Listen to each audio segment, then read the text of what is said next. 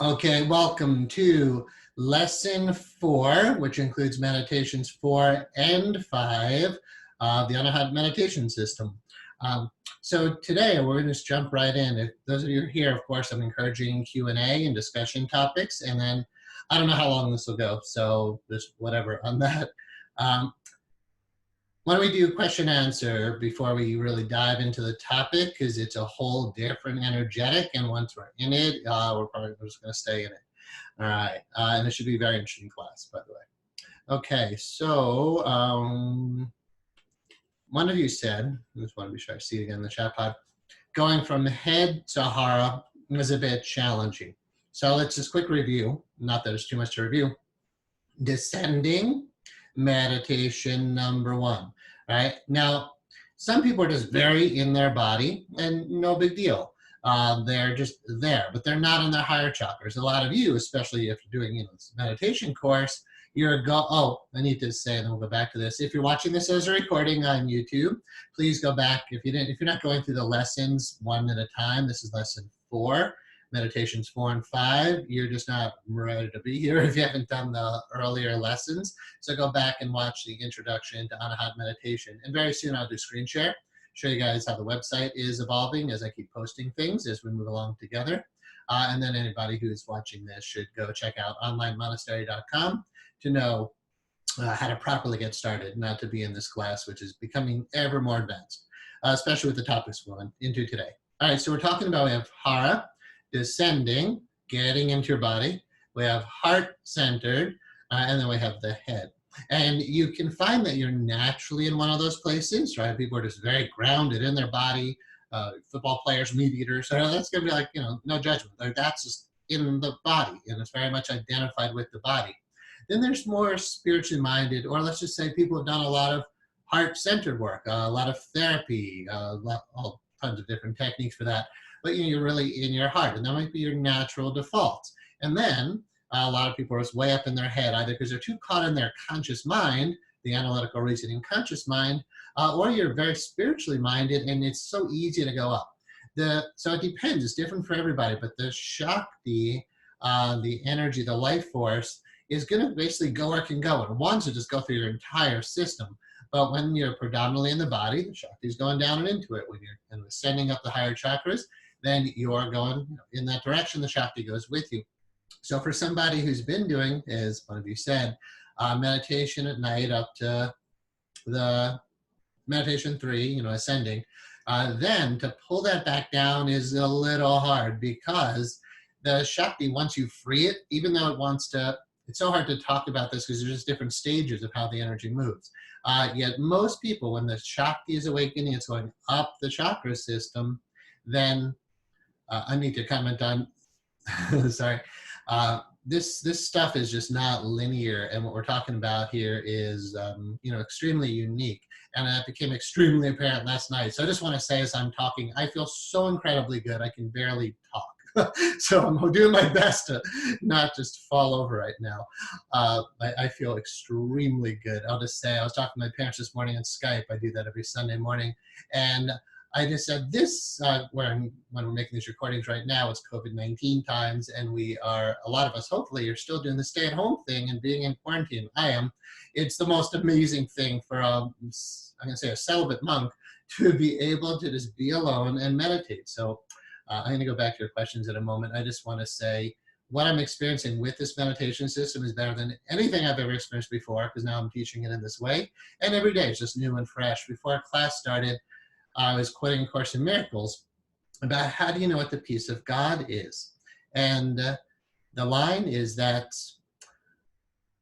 the peace of God is different than anything you ever experienced before, because, well, now I'm paraphrasing, but God is always blossoming and changing, and the essence is always the same. It's like an ocean. It's always moving and expanding itself, and we're part of that. So if you're not experiencing awe of your creator, consistently in awe of who you are as a child of God. That's really what's getting me, based on my meditation last night, for the stuff we're getting into today. It's like, whew, I know this, I didn't invent this system, right? So as I watch it do what it does and understand its wisdom. And then as it reveals to me who I really am and who, therefore who you really are, we're all unique in our expression, yet the essence is the same. So on either level, you're a child of God. And I usually say it's no small thing, but it's beyond a glorious thing. So I'm doing my best to stay as linear as possible based on how intense the meditations have been. So we're talking about, one of you said, head, hara, heart, and it's kind of hard to come down at night. What's going to help with that is the choice to do so, and breathing below the navel, holding the energy at the heart, the concentrated power. Because yeah, the energies, depending on your stage of growth, is going to want to go up and out. You can let it, but then you don't really sleep. And honestly, I don't think I did sleep last night. The energy has been so intense. Like literally, I don't think I had a wink of sleep last night. It's off the charts how much energy is moving through my body right now. So it's intense stuff, especially as we invite in the sexual energy, which we'll talk about today.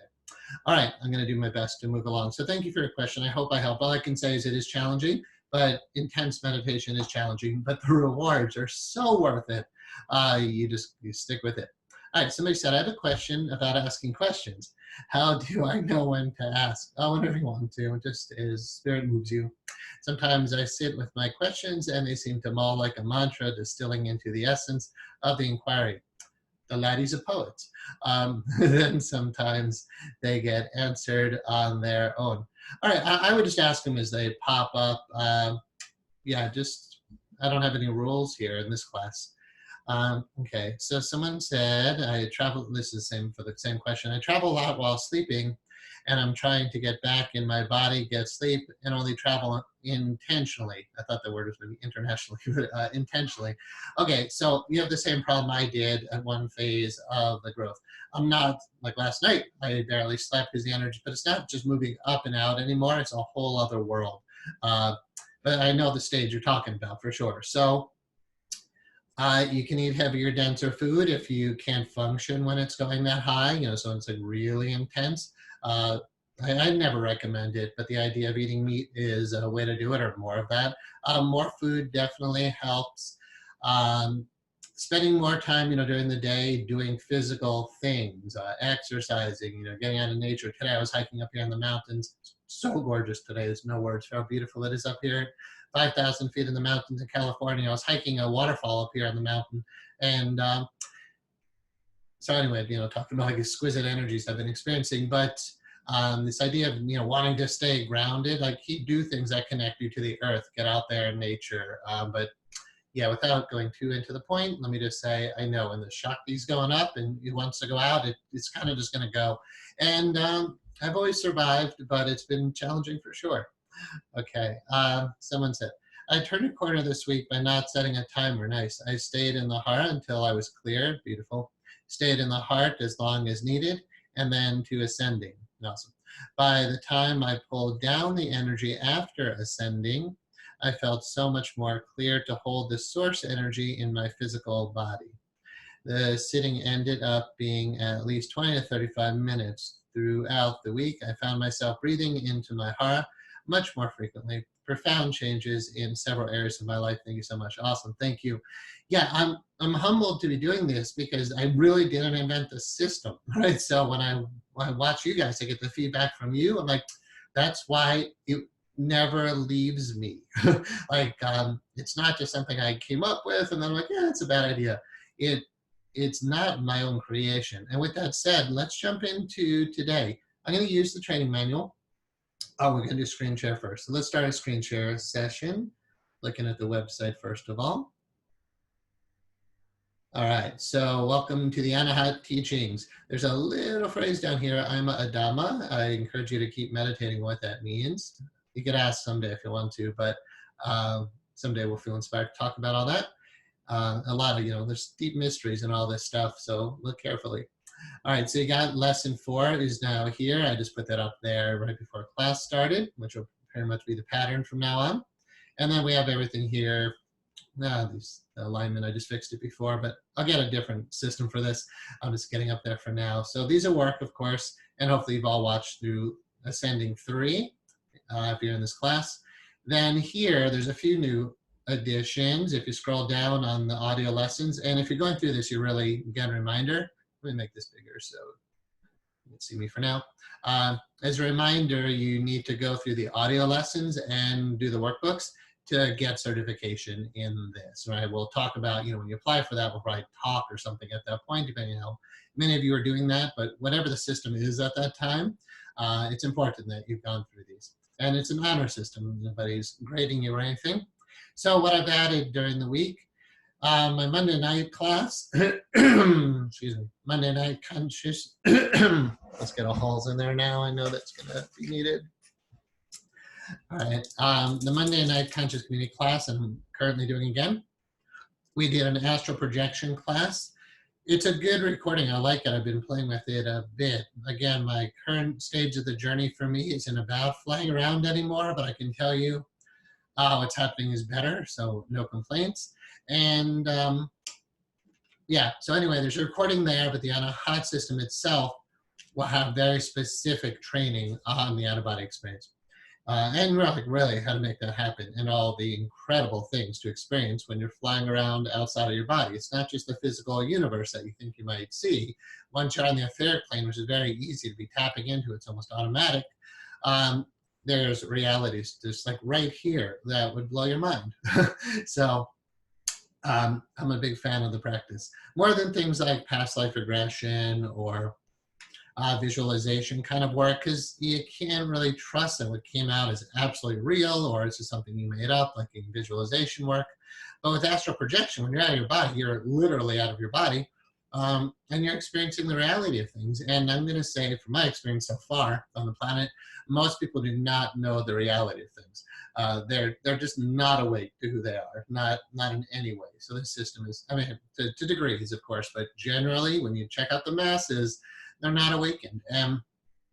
Awakening to what really is never disappointing. It's awe-inspiring how gorgeous creation is and how good you can feel. So quickly, I know it's a little personal today, but it will be because of what we're going into, I guess. When I was talking to my parents this morning, and I was saying how incredibly good I feel. I'm like a human being, like I can't believe a human being can feel this good. Because of the quarantine thing, I'm meditating like crazy amounts of time, and yoga and exercise and impeccably healthy eating. And I just didn't know a human body could feel this good. Might not always feel like this, but right now it's good it does for this class. So for better or worse, it does for this class. Then on another Monday night class, I did financial prosperity, hypnotic programming. And that turned out really good, to be honest. You start listening to that recording. I posted it here because the sound player thing is easy to use. Is it SoundCloud? So if you want to make more money using the power of your mind, go check out the YouTube video I just made on that. And then that's the recording from that class. And again, if I say so myself, it's really good. It's free.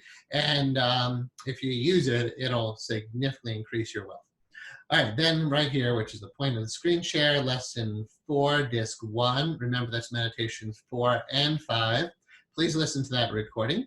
And then there is meditation 4, disc 2, the meditation, which will guide you. I forget, I didn't check how many minutes it is. It's probably going to be up to 15 minutes that I'll ask you to start doing now for 5 meditations now: descending, heart-centered, ascending. I don't see the chat pod. You guys are typing. Let me, you know what? I don't know if I can see the chat pod. Sometimes that doesn't work.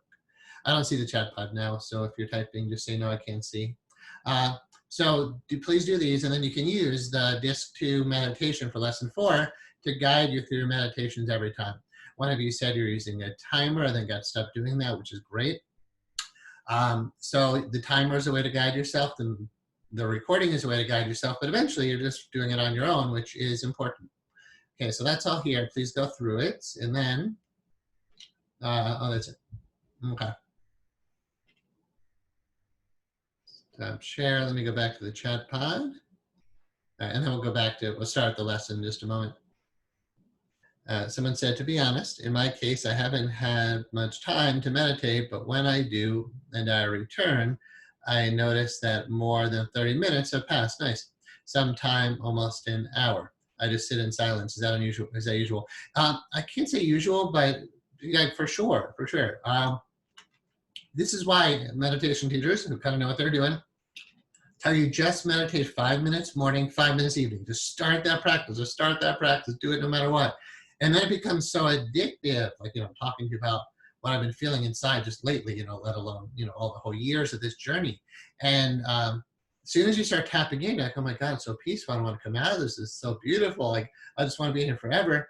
Then you don't need discipline anymore. You still need the intense, concentrated power to go through a lot of the advanced stages, but just to sit in peaceful bliss and meditation, yeah, for sure.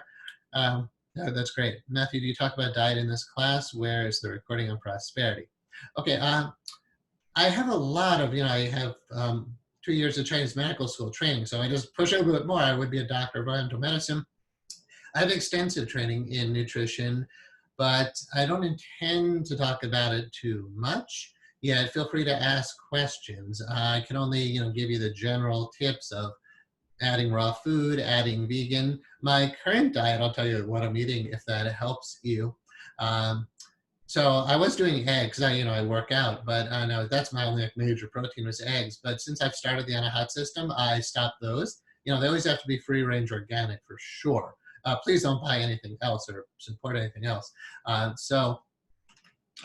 stopped that, and breakfast now is either just cream of rice with just a little bit of almonds, almond milk, chia seeds, cashews, and just a little bit of kind of brown sugar, not even honey, just a little something to sweeten it up. And honestly, that's been it. It's just like one bowl there.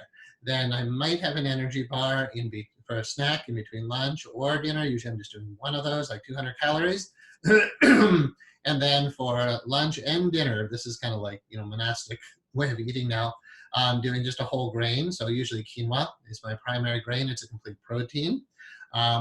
With beans, like any type of bean, aduki are really good, I believe, for your kidneys. But I've been doing butter beans, I think they are. They just have a nice texture, but they're white. They're very pure in that sense. So my parents, they always said when I was growing up, like, you only eat white food. And now that I see what I'm leaning towards as I'm doing such intense spiritual practice, with you guys, for you guys, whole grains and kind of white foods is what I lean towards, which is like a family joke. So whole grain with leafy greens, so collard greens, kale, chard, but any vegetables really. And then, so breakfast I usually have blueberries, but nothing overly sugary, not a whole lot of fruit actually right now. Not saying it's bad or wrong, but depending on the time of year and your body type. But that's a bit too much sugar for me. And then I made the choice as we got into this not really a choice, as the energies are changing as I'm teaching this to you. It was a decision, but also just, it makes more sense to be losing weight. So that's not that I probably really needed to, especially because of bodybuilding and getting bigger.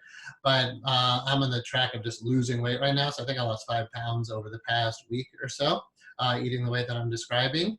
And it's extremely conducive, like crazy good conducive to meditation. So yeah, breakfast is just one bowl, nothing more, of oatmeal or cream of rice with, whatever toppings.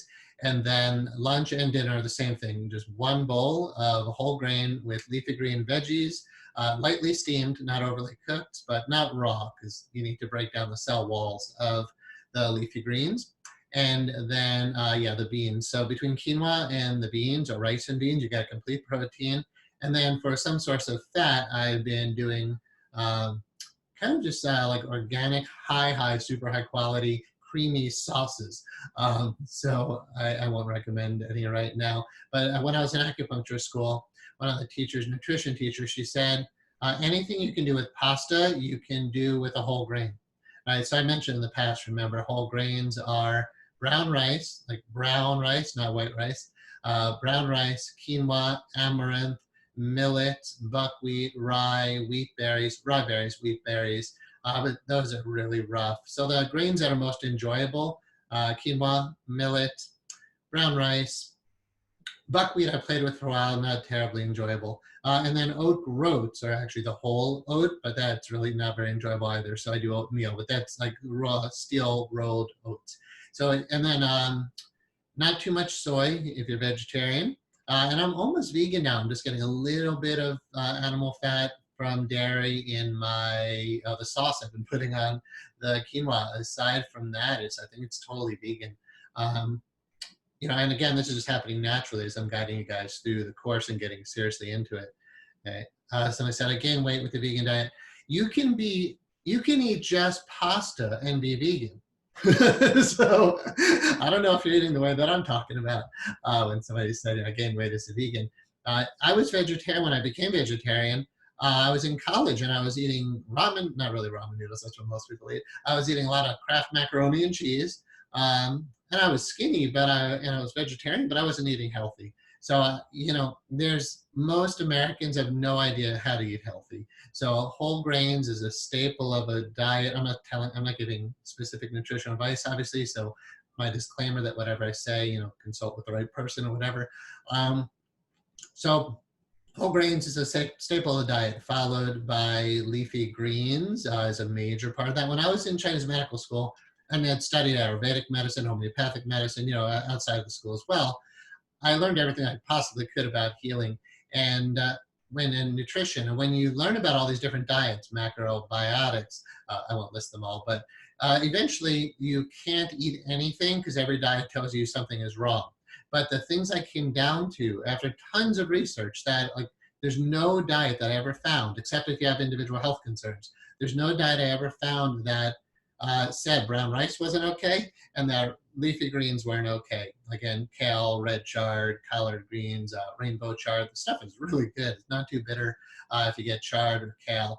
So, and then, yeah, beans tend to work pretty well. So if you're eating that way, you're probably not going to gain weight. And it is calorie thing and it's an exercise thing, right? So I spend an hour a day minimum, but that's usually about what's good for me now. An hour a day with physical activity. So it's going to be strength training, cardiovascular training. I'll hike usually 3 times a week and do strength training with weights, but I do full body extension, what is it called, flexor chains. So exercises that integrate all the muscles together.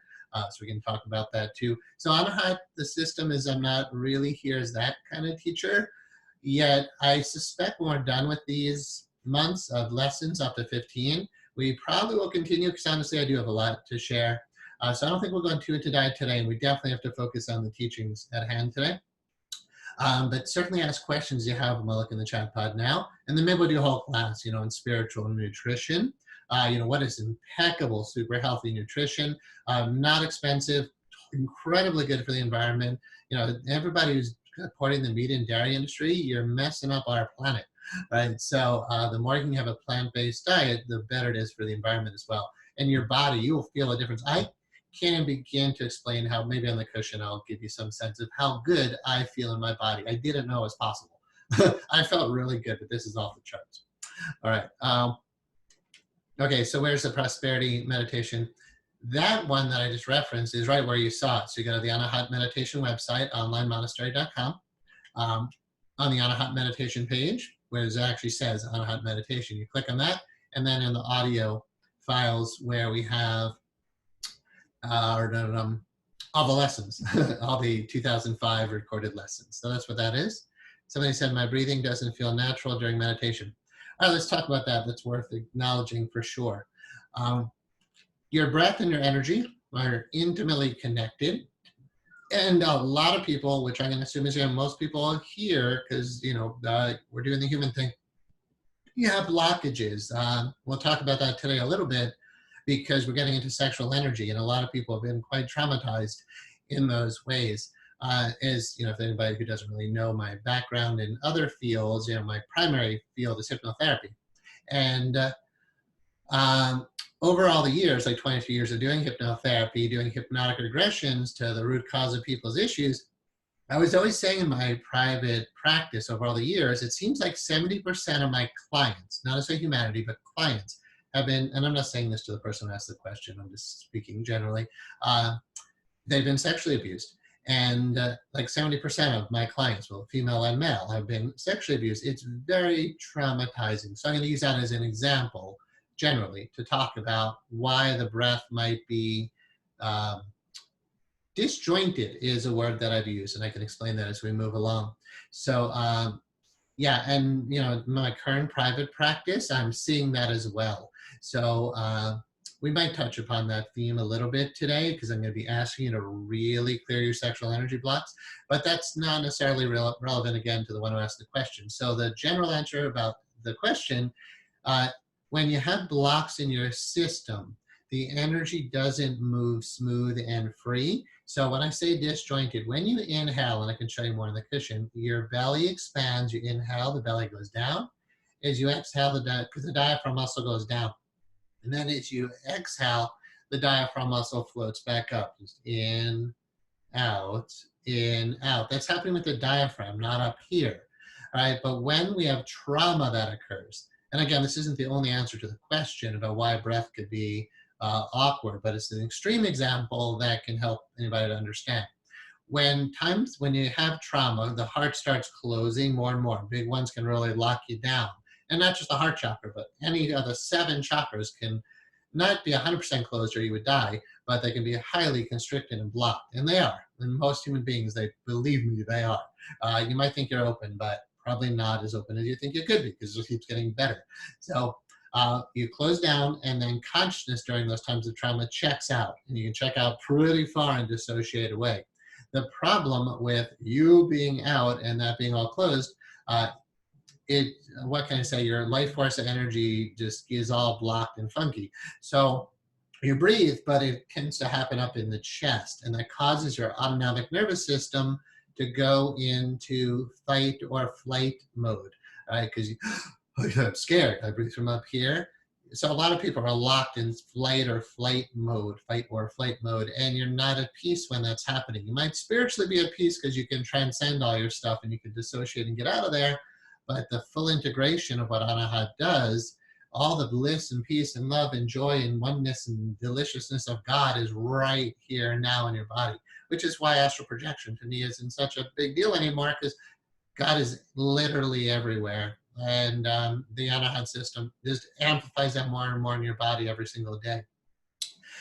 So as far as, you said breathing doesn't feel natural during meditation. Just like you just keep practicing, because eventually the system will open all your blocks. It'll integrate you into wholeness, and you just won't feel any more blocks. Honestly, in the past, I was very cautious about saying I don't have any blocks, I don't have any issues. I don't think it's a good thing for any teacher to say. But lately, I'm just like, wow, I feel so free. This just, again, I was like, off the charts, how good my insides feel. So I'm only saying that not because for any other reason except I want to convey and I'm the only person right now who can do it. I'm the one who's teaching this, to convey where the Anahat system goes. You're just so much more phenomenal than you realize, and reintegrating the breath into your body is only part of the unfolding of who you really are. So thank you. That's great. Someone said, okay, I'm going to probably move on from the food thing.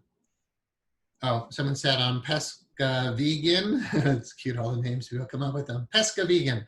Would you recommend stopping seafood? No, I can't make dietary recommendations. I think anybody should be careful of that when they're teaching publicly. And you have to be qualified to do that. So, and we're not doing the one-on-one intake, even if I were qualified to offer that. But as far as, for meditation, I was doing fish. I do fish on and off when my body needs it. Right now, it doesn't need it. I'm enjoying losing weight. I don't need to be as big as I was getting. I was intentionally getting big, and I was doing protein shakes, and it helped me to be more grounded. I was sleeping better. I felt bigger, stronger in my body. But spiritually speaking, it blocks things. So I'm only going to say, if you want to really grasp what this system can do and what you can feel, go as vegan as possible, but you got to know how to do it. And I'm not here to teach people to do it. So if you want to feel more of this energy that I'm referring to, let go of all animal products. Meat is dead. Right? Even though fish is better, you're not hard. Like, I'll only eat salmon, and there has to be Alaskan salmon. The Atlantic salmon is usually farm raised, so now you got captive animals, hormones, pesticides, or whatever. Not pesticides in the fish, probably, but all the junk they put in there. So Alaskan salmon, that's fresh caught. All right, so anyway, I gotta move on from food, but let's maybe do a whole class on it someday. Since doing the heart meditation, I've had several dreams. Is that normal? Yeah, I would hope so.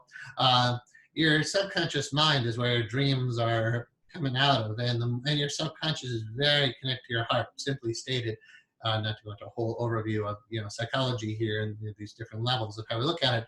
So yeah, the astral body has often been called in metaphysical literature the dream body, which can be misleading because an astral projection is not a dream.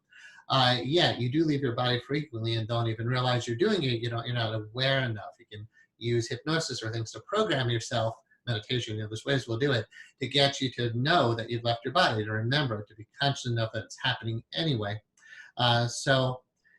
The dreaming to me would be a sign that you're tapping more into your inner world. Dreams become prophetic quite often. You have lucid dreams, and eventually then there's flying dreams, and then eventually you are legitimately leaving your body. So all the inner visual stuff as it's unfolding is, I would say, really good.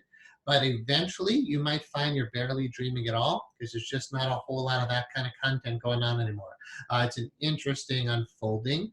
But again, where I'm at, 22 years or more, that's how long I've been doing hypnotherapy. But whatever, 20 plus years of doing something, you get really good at it. So let me just say, my insides are not what they were even in 2005 when I made the majority of the Anahat recordings.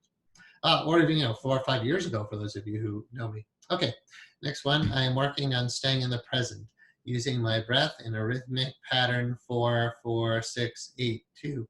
Okay, I like how you're counting the breaths. It doesn't matter how many you're doing, because I'll just comment on that. Going from hara to top. All right, so let's all kind of take it in for a moment. You gotta feel it when you think of these things. So she said, I'm going from hara, where did it go? To the top. I keep looking for the word heart, but I don't see it. Going from hara to top and down for focusing in the present. All right, then I concentrate my mind on the task, whatever I choose, trying to move from survival mode to manifestation mode. Out-of-body experiences are more controlled, more integrated. I went to Buddhist center I visit for the last 14 years yesterday. Was told to work on some Dhammapada sutras, more to say, trying to make the report to be very concise. Thank you, and up to the point. Yeah, unfortunately, I can't talk about everybody's unique spiritual journey here as I read through these, or it's going to cut into our time too much. But I can comment on questions about what's happening with the Anahat system. So that's great about moving from survival, fight or flight mode to manifestation mode. Here's the thing that most people don't kind of get. You're manifesting anyway. People think, I'm going to close my eyes and meditate so I can become a powerful manifester. You are a powerful manifester. You can't not be a powerful manifester. If you're in survival mode, you're manifesting survival mode. If first you see it inside of you, then you project it out onto the world, and that's what you experience in your world. The outside world is a complete reflection of your insides. So you're always manifesting. So we could reframe the idea that you go from survival mode to manifestation mode, to you go from manifesting survival to manifesting peace, love, joy, prosperity, abundance, health, happiness. That'd be my comment on that. And anybody can do any other spiritual practice they want. I'm not here to do anything, but it's like you come into a yoga class with me right now. I don't tell you what your spiritual path is. I'm just teaching yoga. Right now I'm just teaching meditation. So I think it's great that people do other stuff, of course. But as far as with Anahat, the breathing pattern, I'm just encouraging counting from 1 to 10, or counting every other breath, or using mantra as you understand mantra. But mantras, like we talked about, I believe, last time, can guide you to different energetic regions. The one mantra I shared with you, now they're sorry, like it's an Anahat mantra, but I shared one mantra with you, and it tends to bring you up to our higher chakras. With other mantras, they'll bring you to other areas of your body. Okay, so you guys could do kind of that controlled breath of how many you count, how many in, pause if you want. We'll eventually talk about the pausing of the breath, maybe even today, probably not. I'm going to share with you some deep energetic teachings today for sure, like really powerful stuff, and maybe not even appropriate for beginners, so go at your own pace. But I gotta get this stuff out as I can. So yeah, whatever you do with your breathing is fine. The whole thing about Anahat is we just know about descending, heart-centered, ascending, and today, sexual energy. And I'm going to put my hands where the energy largely goes, and circulation of that energy. Okay, great, thanks. Someone says, I only eat fish for the ocean. Nice, thank you. We all appreciate that. Okay, yeah, I see what you wrote about the rhythm of the breath there. It's fine. I have no comment on it because I'm just you can do whatever you want really when it comes to that. Okay, the point is like we're descending. We can descend for the count of 4. We can descend for the count of 8.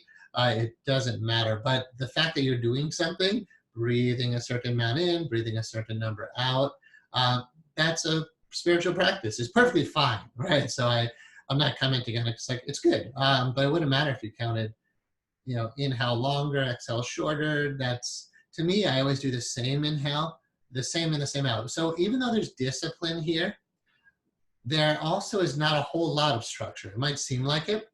We are free to just know I'm descending. Descend any way you want to, right? But you just know there's a thing called descending now. You have lower chakras. You know how to go into those. We can go into those any way we want to. Okay. I can't keep my mouth. I can't keep my mouth when I get to my head in meditation. I'm so relaxed that my mouth is wide open. Okay. Yeah, what can I say about that? It's fine, like in Anahata, you let the body kind of do what it needs to do, especially as we start moving sexual energy. If you're doing that with a partner, you're not being rigid about it. You're letting energy move and flow. So I would say it's fine, but my concern would be, not a concern, nothing dangerous, but if you're descending, so this is when you're talking about when the energy goes to your head, that's fine. But well, yeah, so here's the thing. When you're descending, we're concentrating that energy. The hands are in Mahamudra. They're not, the energy isn't dispersed. The legs are in lotus. You're gathering all the chi, and everything about your body is helping to make that happen.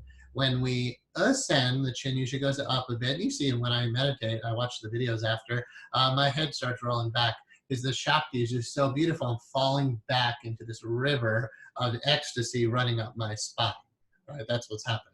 And what can I say except, yeah, that'd be fine, except like it's a very dispersed energy. The mouth open, the chi is kind of coming out. You're coming out. You're moving up and out of your body. I think it's great if that's the way the energy is going, but we always start on a hot meditation or even end it with descending. So it doesn't mean the energy stops moving up the spine. It just means you, the consciousness. Remember, we have Shiva, Shiv, consciousness, and Shakti, the energy, or we have Purush, the consciousness, and Prakriti, the energy. The consciousness can be fully present on the whole circle that fills the body from tailbone to crown. The heart is the center of that circle, right? And then, yeah, when we're descending, we're coming down to the very bottom of that, being fully present. So we're choosing to descend when we start and maybe even when we end. The consciousness goes there, but the energy is free to move through the whole system, just as your blood is meant to move through your whole system. So this is where the question about, the comment about rhythmic breathing of inhale 4, hold for 4, exhale 6 to 8, hold for 2. That's what was just written in the chat pod. I don't actually want to even mention that because I don't want you guys to have to think that much.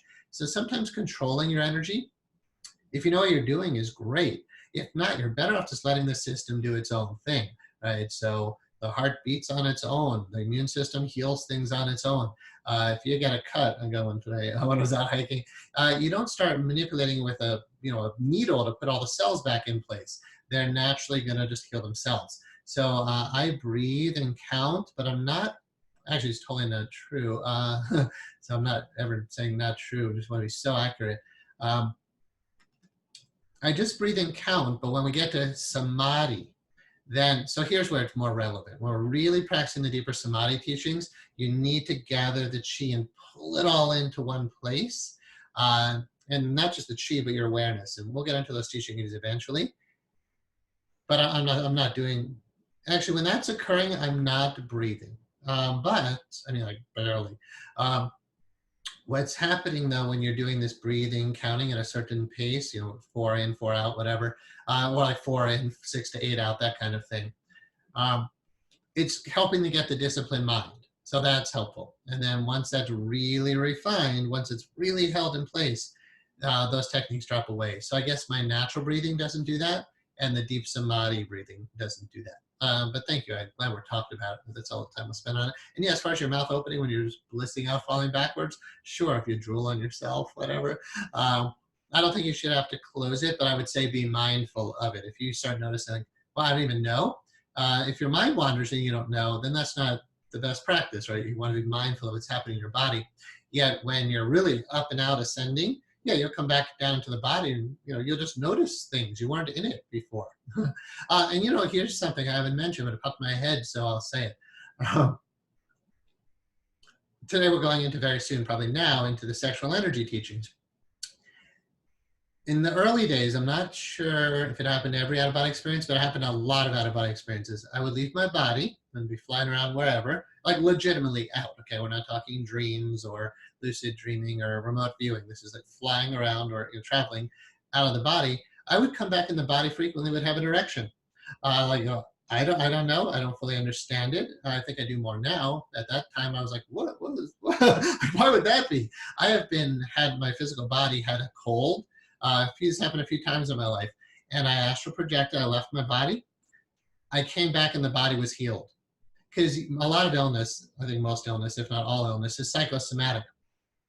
Meaning I was kind of giving myself a cold, but I got out of the body. The body instantly healed itself when I was out and I come back in. So I believe the erection thing actually is when you're out of your body, the you who's so messed up, blocking all your delicious sexual energy, we'll talk about it very soon. Like, people are so blocked. You have no idea how delicious your insides are. If you just only knew what to do with that energy. Nobody teaches us what we're about to get into. It's so rare you hear teachings like we're about to go into. And they're so wonderful. I'm like really honored to share what we're about to go into. So with that said, we probably just should. But anyway, yeah, I'm just going to close that thought that when I'm out of the body, in those early days when I was out of the body had a chance to just be itself. And now the sexual energy was like free to do whatever it does, just like any energy was free to do what it does. And that's really what we're going to look at. I'm going to open the training manual because I need something to keep me linear. All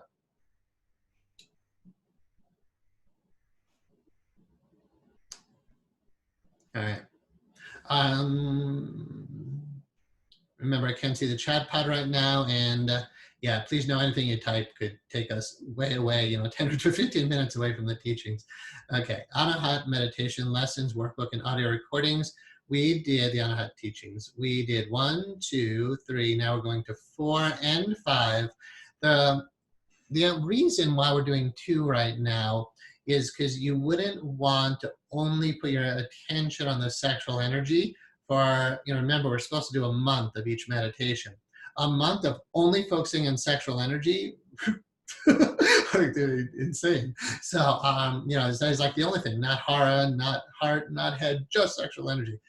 During this time, in between while you're practicing this stage, you will be doing the 2 meditations, but you don't end the system, the practice in the sexual energy. You're going to either bring it back to the hara or to the heart. You can't really function leaving all that up in your head, but eventually it kind of is because it's everywhere in the star, and it's all up here, it's all down there. Right now, it seems like there's it's hard to describe now, but I know what it is. It's like there's places where there isn't light, which is insane. But for most human beings, there's all these places that are dark, again, which is insane. And then there's like only light everywhere. There is only light everywhere, but everybody feels so blocked and dark and disconnected from that. We call them like impurities, blockages in the system, especially with the sexual stuff. So this is going to work to clear all of that, basically. Let me say before we go further, kind of a disclaimer. I've said this to a lot of students. You may have heard me say this. Best not to begin. Like right now, just, when you say this, people want to do it more, but best not to begin. Once begun, better finish. I kind of know where this is going for you, obviously, not necessarily specifically for you, but because, I'm talking to God knows how many people right now, even our current classmates. I don't know really anything about you. So I don't know where this is going for you, but I do know you'll be pleased with where it's going. It won't necessarily be an easy journey, You're going to have to work through every single blockage in the sexual energy and embrace everything about who you are, no matter what you discover. And you are much more than you might think, right? So as you just keep opening, embracing with this, it's beautiful, it's wonderful, but I can pretty much guarantee you it's going to challenge you. So, and yeah, like you don't have to do this. You don't have to, nobody's forcing you to look at every little bit of who you are, like with a magnifying glass. And I'm not just saying just with an intense little focus, where you put all your energy in this one spot of your being. It's this, when the whole system with the star, we'll look at a picture of this, it completes you. Like it doesn't leave anything out. And that means it must include your sexual energy.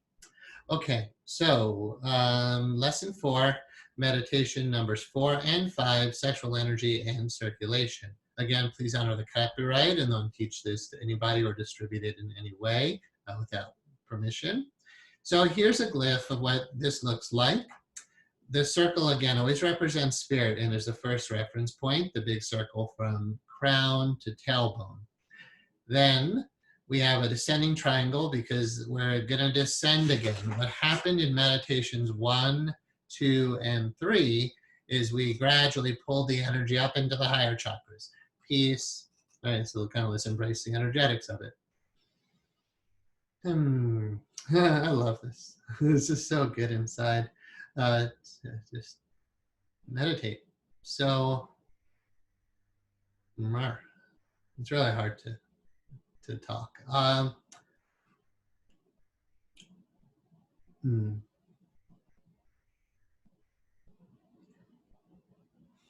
Meditation 3 is ascending.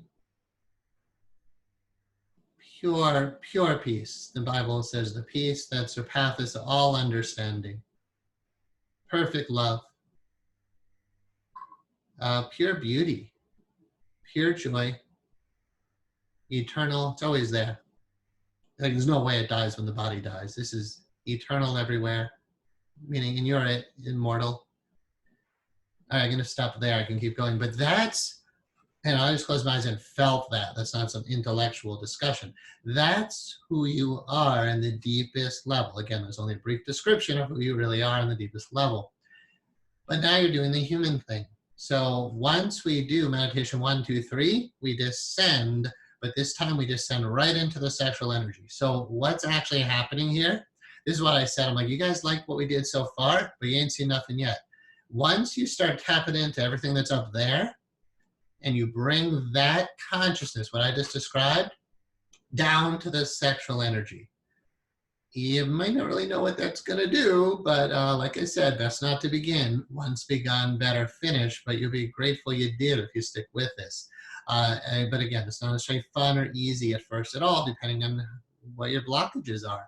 If there's childhood sexual abuse, it's going to be an intense journey for you. Go get therapy if you need to. Somebody who's truly qualified to help you. And again, I think I said this on the recording. I know I said it today. 70% of my best guess, not a scientific study, 70% of my clients over the years have been sexually abused. And if that's happened to you, you're going to have to look at that. And then anything else, your sexual preference, you have issues with that, you're going to have to look at it, obviously, right? If every time you descend and you're like, oh, I'm not supposed to like that, oh, well, you would now have to open to everything that you are. But I'll say before I move on, I was aware, obviously, this class was coming. I am going to be extremely conscious of what I say and ask you to do so as well. We're going to have a lot of people, like a lot, because these are videos on YouTube. We're going to have a lot of people going into mystical ecstatic consciousness and then pulling that energy down into their genitals, basically, into the sexual energy. Remember, I didn't invent this system. I'm not here with any other motivation but to teach the system. The system embraces your sexual energy, just as we'll talk about tantric practice or the Taoist masters of love and sex practices. Those practices are amazing. Most people aren't familiar with them. They make for an incredible life experience and a delicious spiritual path that is easy because it's so pleasurable. Why wouldn't you do it? Okay, so to get to that type of pleasure, and which we'll talk about that a lot tonight, we'll be talking about pleasure. The Anahata chakra is about love. That's the heart. The higher energies, is basically spirit. But down here, believe it or not, is pleasure. That's where your second chakra is. How pleasurable is your body right now? My body right now is filled with pleasure. So what happens is it's in an advanced yogi, advanced meditator.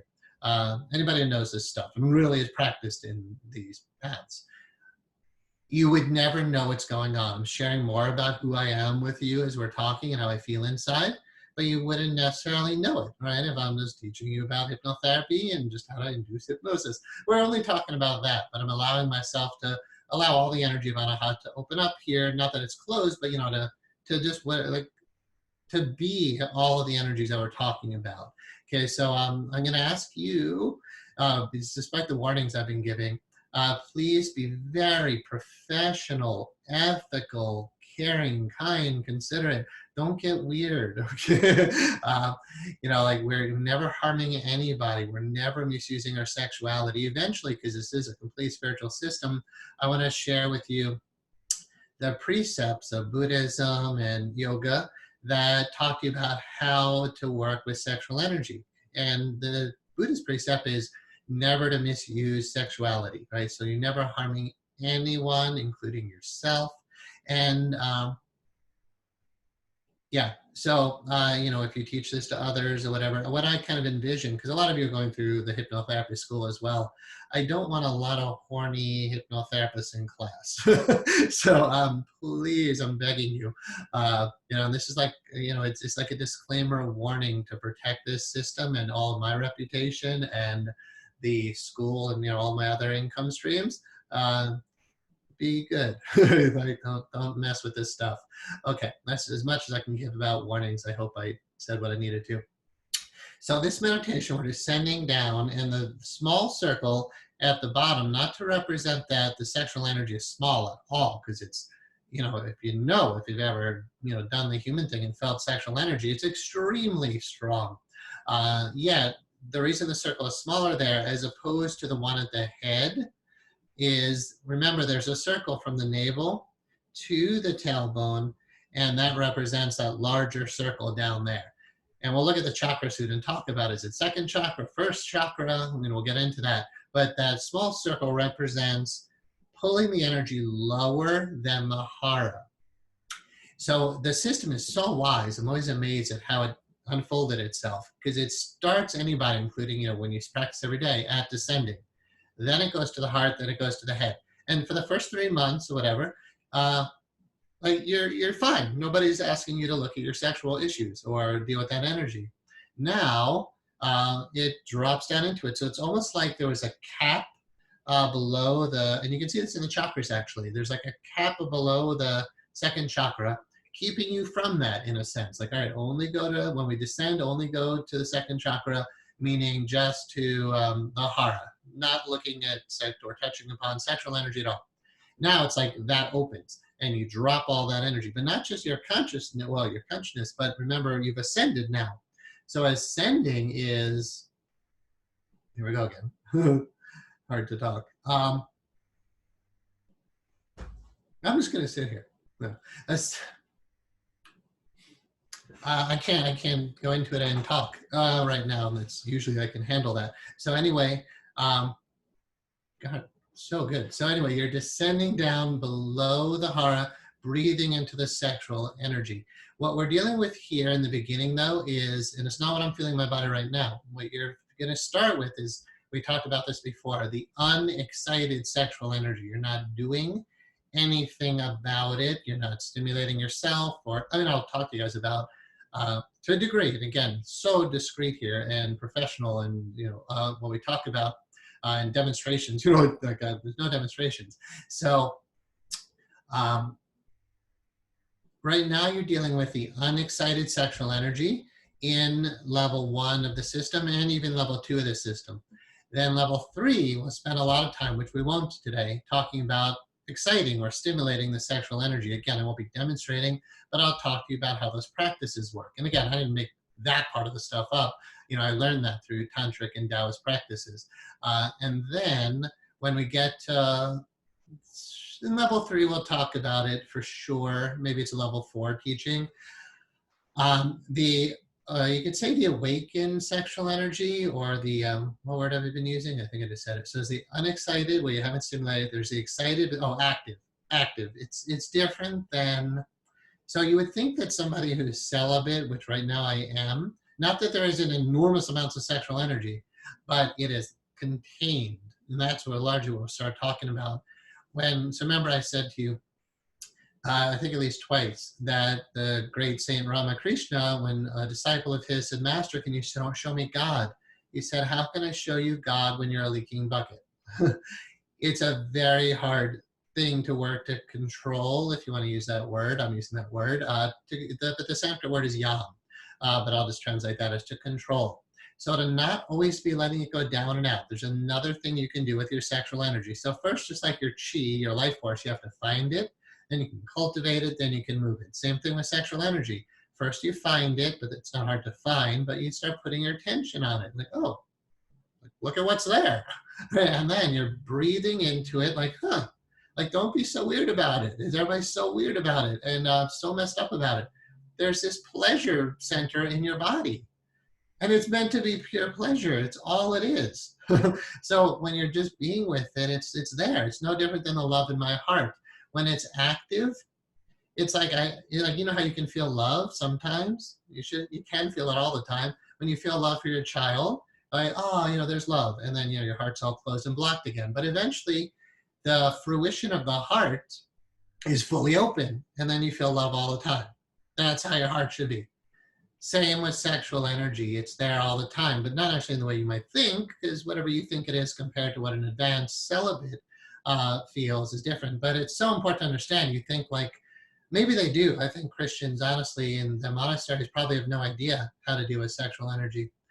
So when I say celibate, I'm talking, here's the word. In yoga practice, it's called brahmachari. As a homework assignment, I would recommend you research brahmacharya.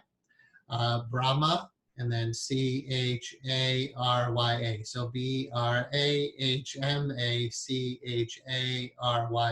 Brahmacharya. Brahmacharya or Brahmachari. The way you end it is relevant, but let's just not go into that now. So Brahmachari or Brahmacharya.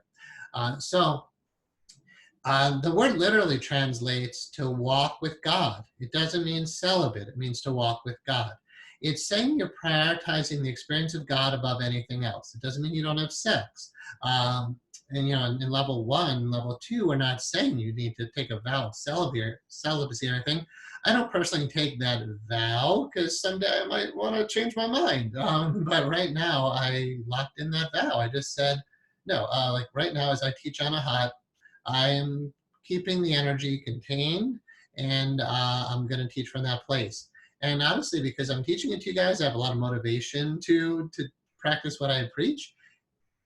It's amazing. Okay, so there's no sacrifice asked to be here. There's no denial of anything good here. It'll just be up to you. How good do you want your insides to feel? The sexual energy is delicious, right? You know that. But it's been so misused that it's just very distorted in most of humanity. But once you really embrace all of it, then it's just extremely pleasurable. So to me, in the celibate phase of all of it, it's like orgasm all the time is really what it is. You saw as a man, you can learn to have multiple full body orgasms.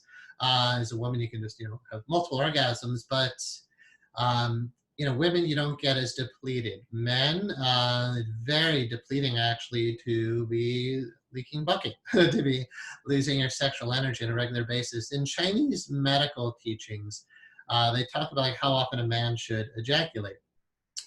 And it depends on your age. So the younger you are, the more you can. The older you get, the more you should be conserving it. And I'm not going to go into the whole chart. In fact, I don't know it off the top of my head, but generally it's As you get older, you cut back. And it doesn't mean you don't have sex, because I never talk about this stuff in public and whatnot. I'll do that. I've given instruction on this, but not in this way. So honestly, it is a bit awkward, and be conscious of how much I share. When you are, and I'm just going to be sure. Let's see the. Okay, I still can't see the chat pod, by the way, but I'll go back to it in a moment. I'm sure you guys can have a lot to say about all this. Right. I lost the thought, but generally, the major overall thought, and go back to the page here, we're pulling energy down into the sexual energy region. We're embracing what's there. We're being with what's there. We're allowing what is to be what is. And then when we get to meditation 5, which we're doing today, we're going to pull the energy up the spine to the crown. Not even to the crown. I'll talk about where it goes. But anyway, the small circle here represents the sexual energy, only because it's not the big circle of the hara. It's an energetic region below the hara. But again, it's not limited to just down there. Eventually that energy will fill all the grids. And then you'll get some sense of just how good you can feel. The core central channel is the line here. So here's how you'll start your practice. You'll breathe into your hara, about 5 minutes, whatever it takes. Breathe into your heart, about 5 minutes, whatever it takes. Breathe into the head region, meaning go to spirit. So not the head. It's like hara, heart, head, but realize head is spirit, right? And not your head, but you're going in the higher chakras. So find spirit, then descend spirit down to the sexual energy. And there you're in meditation for 5 minutes, but do it as long as you want. Because again, once it's so blissful and joyful and, again, the word is delicious, I don't have to, say you must discipline yourself to get on the cushion. You will do it because you love it. Right? Like every night, I know when I teach this to you guys, it's not my evening meditation practice. So tonight, I'm looking forward to it beyond words, because what happened last night and every night gets better. So that's what we're talking about here. So again, when I lost the thought, I don't think I got it back, but this celibate path, all of this delicious energy is contained in the sphere. So there's 3 major energies. We have the hara region. And now I'm going to acknowledge, if you put your attention down really to where you feel your genitals, that's meditation 4. So the hara isn't that. But your second chakra, which is your hara, the energy is pleasure. So second chakra, which is the hara region, is pleasure. Like I want to scream that to humanity. Pleasure, not pain, not suffering. Stop it. I don't know why people are doing that. And then the heart, love, only love. And then the heart, the head, spirit. Pleasure, love, spirit. That's you. That's the wake-up call. How many people are living that all the time? I am pure pleasure, pure love, pure spirit. And those are 3 English words. It's all the same energy. The Kundalini is sexual. God is sexual. I remember once saying to somebody, I am made love to by God. And I think there's a woman, she said, don't say that, like as if God's going to get mad that I'm having sex with God. It's insane. God is delicious. God is bliss. God is love. God is orgasmic. You can't see that in a telescope. You can't feel that in a scanning electron microscope. You can see energy moving around, right? On the subatomic level, but you can't feel it using a microscope. Telescopes, you can see the universe emanating out, but you can't feel it through the telescope. You are it. Like tag, you're it, right? You are the part of God happening as you. You're the part of spirit, love, pleasure manifesting into universes. It's orgasmic. And anybody who says otherwise just hasn't, realized what's going on. And I want to, if I'm wrong, this isn't wrong. I can't even verbalize that. Like I want to be wrong because ignorance is bliss. Like, no, like truth is, you have sexual energy, right? Truth is you have a heart. Truth is you're a spiritual being. That's just what is. Okay, if you guys use the Q&A pod, I don't know, people are raising their hands. Let me see. Oh, there's the chat pod just popped back up. Let's take a moment. Please, not a whole lot. I got to get through the teachings today. I'm drinking a lot of water, so I'm going to have to take a bathroom break. Maybe we'll do that all together at some point before we meditate. Any questions or sharing? You can see the chat pod now before we continue on. I would encourage you to let me continue on, but since I can see the chat pod, okay, I'm going to move that to the side. If you type, it'll break the flow. All right. There's a glyph of what it looks like. Let's just go into it. So you got your checklist. Remember, you're going to log the date that you started these lessons and this lesson. Yeah, this lesson, these 2 meditations, and then go through the workbook, do the recordings on the onlinemonastery.com website, and basically we'll just move on. I read a lot of this before we started today. You're welcome. Someone says the timing is perfect. Yeah, I hear you. There are universal energies. There are earth energies. We're all part of the same thing. Your heart is its base resonant frequency. The earth has a base resonant frequency, a vibration rate, and your heart, this is the work of the Heart Math Institute, definitely worth checking out. Your heart vibrates at the same frequency as the earth, not beats per minute, but base resonant frequency. We're all in this together, like, as we're all saying these days, which is so true. Guys, when you raise your hands, I don't know what you're trying to accomplish there, but please don't do that. Okay, it's just, it's a little distracting, thank you. Okay, somebody said in the chat pod, perfect timing. It really is, it must be, because of what's gotta be happening in the planet right now. I feel it for sure. It seems like chaotic and horrible out there, and of course at many levels it is, but there's a restructuring obviously happening right now, which is glorious, right? The Black Lives Movement Matter, which Black Lives Matter movement. Thank God for that, and everything else that needs to happen. By the way, on that notion, and I'm actually not going to talk about that right now, but that's what's happening. We're making this recording, and it's so important, obviously, for those who are conscious. It needs to happen for everybody, right? And so, like all lives matter and Black Lives Matter. What I want to say is women's lives matter, is that I'm saying that, and men's, in the sense that, like I said, 70% of my clients, I tend to say, have been sexually abused. I would like to, with the Anahat system, if we as a group of people can eventually do something good with this, or do a lot of good things with this. One is a movement that stops all the sexual abuse. It is so destructive to humanity. So yeah, all lives matter. But right now, I like what people are saying. Focus on that. If somebody is being oppressed right now or whatever, protest and stand up for it, absolutely. But somebody wrote in the chat box, all lives matter. And when you notice there's a problem, you can say something about it. And I'm going to be increasingly, I believe, now that we're talking about sexual energy so much right here, let's just say this, is I'm helping you to grasp what is this energy that I'm helping you to embrace. It's more than maybe what you think right now. It's really so much the essence of who you are. Because again, spirit, love, pleasure are not 3 different things. You are spirit, love, pleasure. I've never actually said it in that exact way. But again, last night's meditation was really clear about, like, wow. You, man and woman, doesn't matter about your body actually, are precious beyond belief. You're just this beautiful spiritual being in there, and that never should be harmed. And it really can't be hurt or harmed, but we know what happens when people get sexually abused. So I'm all for helping to stop that. And now, a lot of the work we do with hypnotherapy and interpersonal hypnotherapy, the way I teach it, is to help set the world free. Because there's a lot of people who are horribly blocked, filled with pain. Like when there's, it's like an extreme, but with the childhood sexual abuse, there quite often the memories get repressed. So that's a huge block in your life force, like 40% of, and let's say 40, you got 100 units of life force. Let's say 40% of it is bottled up in some repressed memories that are unhealed. That's 40% of your life force, but to hold that down takes another equal amount of force. Another 40% has to be used to suppress it. So in repressed memories, you got a major blocking part of the psyche, like I'm just giving a arbitrary number, but 40% of your psyche, and another 40% repressed. But then you got other blocks too. So you're functioning, maybe 10% of your overall, not even, I think most people, 5 to 10% of your overall life force, and therefore you have no idea who you really are or how glorious you really are.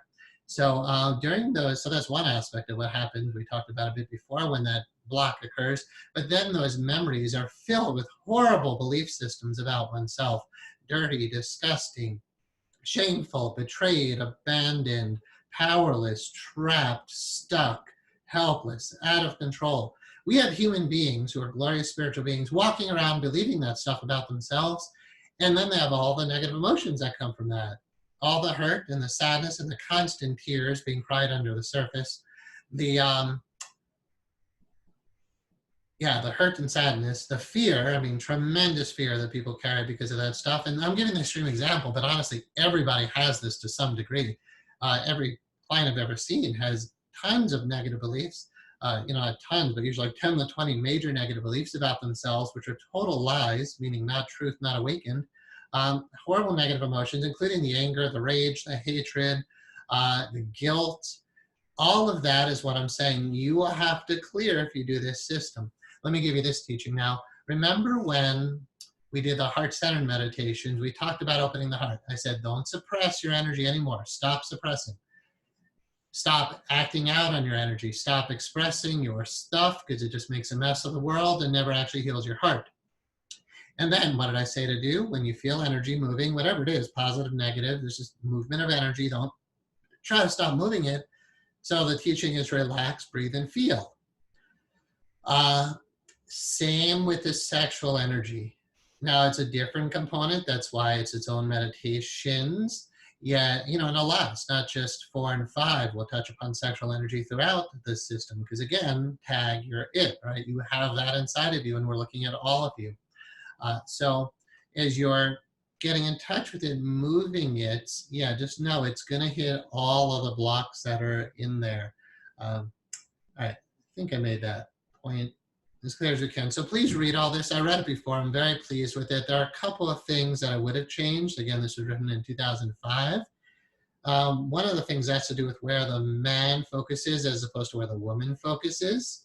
And I just have more experience now. And also, this is a male body. So as I, doing the best I can to talk about how anybody, and the truth is, let me say this, homosexual, heterosexual, bisexual, LGBTQA, like wherever you stand on that spectrum, however you define yourself, I don't care. It's beautiful. You're beautiful.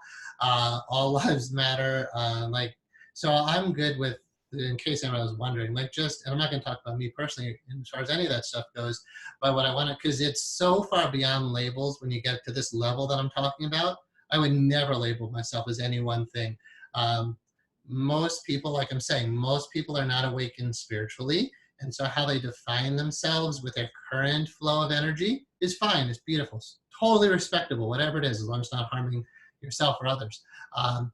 So wherever you're at in that spectrum, wherever you've unfolded your sexual energy, that's a good way to say it, right? However you've unfolded yourself so far, I bow to you. And just keep unfolding who you are. And don't be afraid of who you are. You're beautiful. So I just want that to be clear. But what I do want to say is I talk about men and women with this, general basic human anatomy, but anybody, regardless of where you're at, transsexual, wherever you're at, all the teachings apply, right? So I'm just talking usually about traditional man-woman genitalia, but really anybody, wherever you're at in your sexual journey, can do these practices, and there's no judgment here. I like to think in any way. All right, I feel like I'm saying that with true integrity. Okay, so we'll talk about where we put our attention. Let's talk about this triangle here. There are two movements of the energy. There's in a triangle, and let's just talk about the individual first. Well, actually, this teaching, by the way, because I recommend books and stuff as we go through this. The teaching, the book is Embracing the Beloved. I believe it's, no, who did it? Oh, I haven't thought about this book in a long time. If you know it, feel free to put it in the chat pod. Give me a sec. Yeah, okay, yeah. Stephen and Andrea Levine, I believe, wrote the book. Stephen and Andrea Levine, I could be wrong, but it's called Embracing the Beloved. And this is where I got this teaching. But it was in me all along. It was just so nice to see it this way.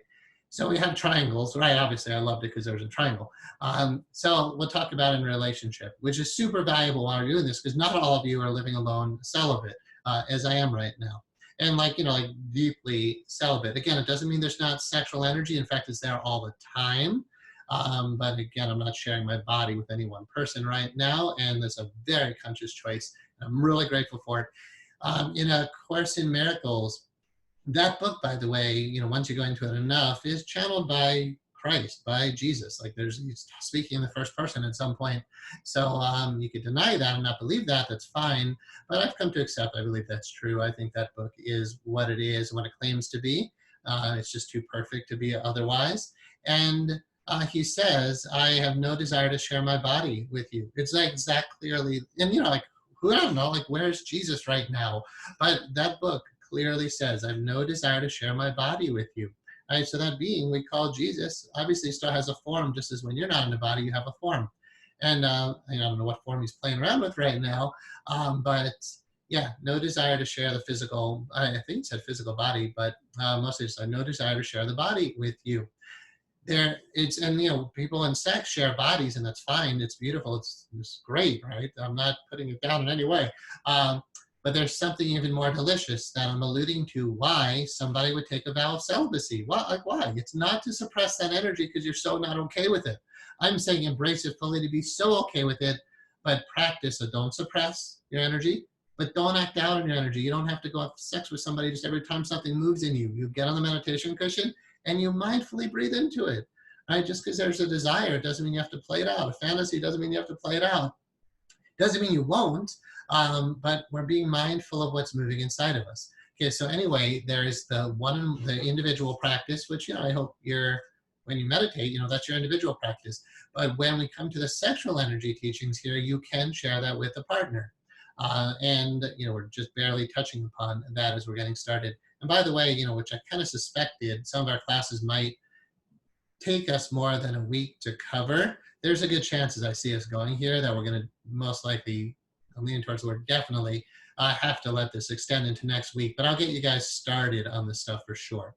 Okay, so in the partner relationship, you have, and there's so much to share, and really with any relationship, including all relationships, but you have to know what I mean. So please bear with me as I'm explaining all this. So you in a relationship are the lover, and your partner is a lover, right? And you love each other, and you have sex with each other. You share sexual energy with each other. But you each have, so that's the horizontal connection. Then you have a vertical connection, each of you with the beloved being God. So as a celibate, I am the lover, God is the beloved, period. I'm like, all right, what is the energy of that? Well, let me feel that. That's it. But honestly, for me, it's not just vertical of God being up there anymore. I say, all right, God is right here. Like there's just no difference right now. And say right now, I don't know the future, but like right now, yeah, like the beloved is here. So embracing the beloved is not, for me right now, a sexual partner. Embracing the beloved is God. Yet with the partner, you can have very delicious, yummy is the word I was going to use there, wonderful, it's just so good for your relationship to share spiritual sexual energy. And spirituality and sexuality should not be mutually exclusive. Because again, we have you're a 7 chakra being. Remember, I say that a lot. And once you start embracing the lower chakras and deal with a lot of the issues there, eventually you're like, all right, when I'm totally clear what's there, it's like pleasure. It's like, imagine if you would, maybe this is not the best imagery. I'm going to not use that imagery. I reserve the right to be very mindful of what I say here. Let's just say, how do I say it in a way that's totally never going to cause harm? Because people are just weird. I have no harm in me, but I know how people can be. So let's just say you're very new with your body. You just dropped, I'll say it this way. You as spirit dropped into your body. You've never been here before. It's like, you wake up in the morning, you have no idea who you are. And you don't know what this body is. You know nothing. And then all of a sudden you're like, oh. So my hesitation before was about early sexuality, and not to talk about children during this class. So that was the hesitation. So just imagine you're, whatever age, but you're in a healthy body that's sexually, sexually healthy. You drop into the body, you don't know what it is, and you're like, wow. And it's pleasure. If you had no blockages, that's all you would notice. I can tell you this, when I did probably through breath work, rebirthing, holotropic breathing, integrated breathing. When I went through my birth experience, there was incredible sexual pleasure. I could feel my genitalia for the first time, or at least, it was a different experience for sure than in utero. And it was like, you wouldn't want to think that kind of thing, that it should be pleasure, because you're talking about being inside your mother. But I'm just telling you what I experienced, because that's what's there. That's your genitalia. In For a woman, the only purpose of your clitoris is pleasure. It has no other anatomical function. And for the male penis, it is some other functions, I guess, but basically it's pleasure. And when you're going through the birth canal and you feel that moving against moist, wet body, it's pleasure. I'm not saying anything crazy here. I'm just being honest that your body is a sexual, delicious being when you're not all messed up inside. um, Somebody said, you are fine in the way you're explaining it. Do not worry too much.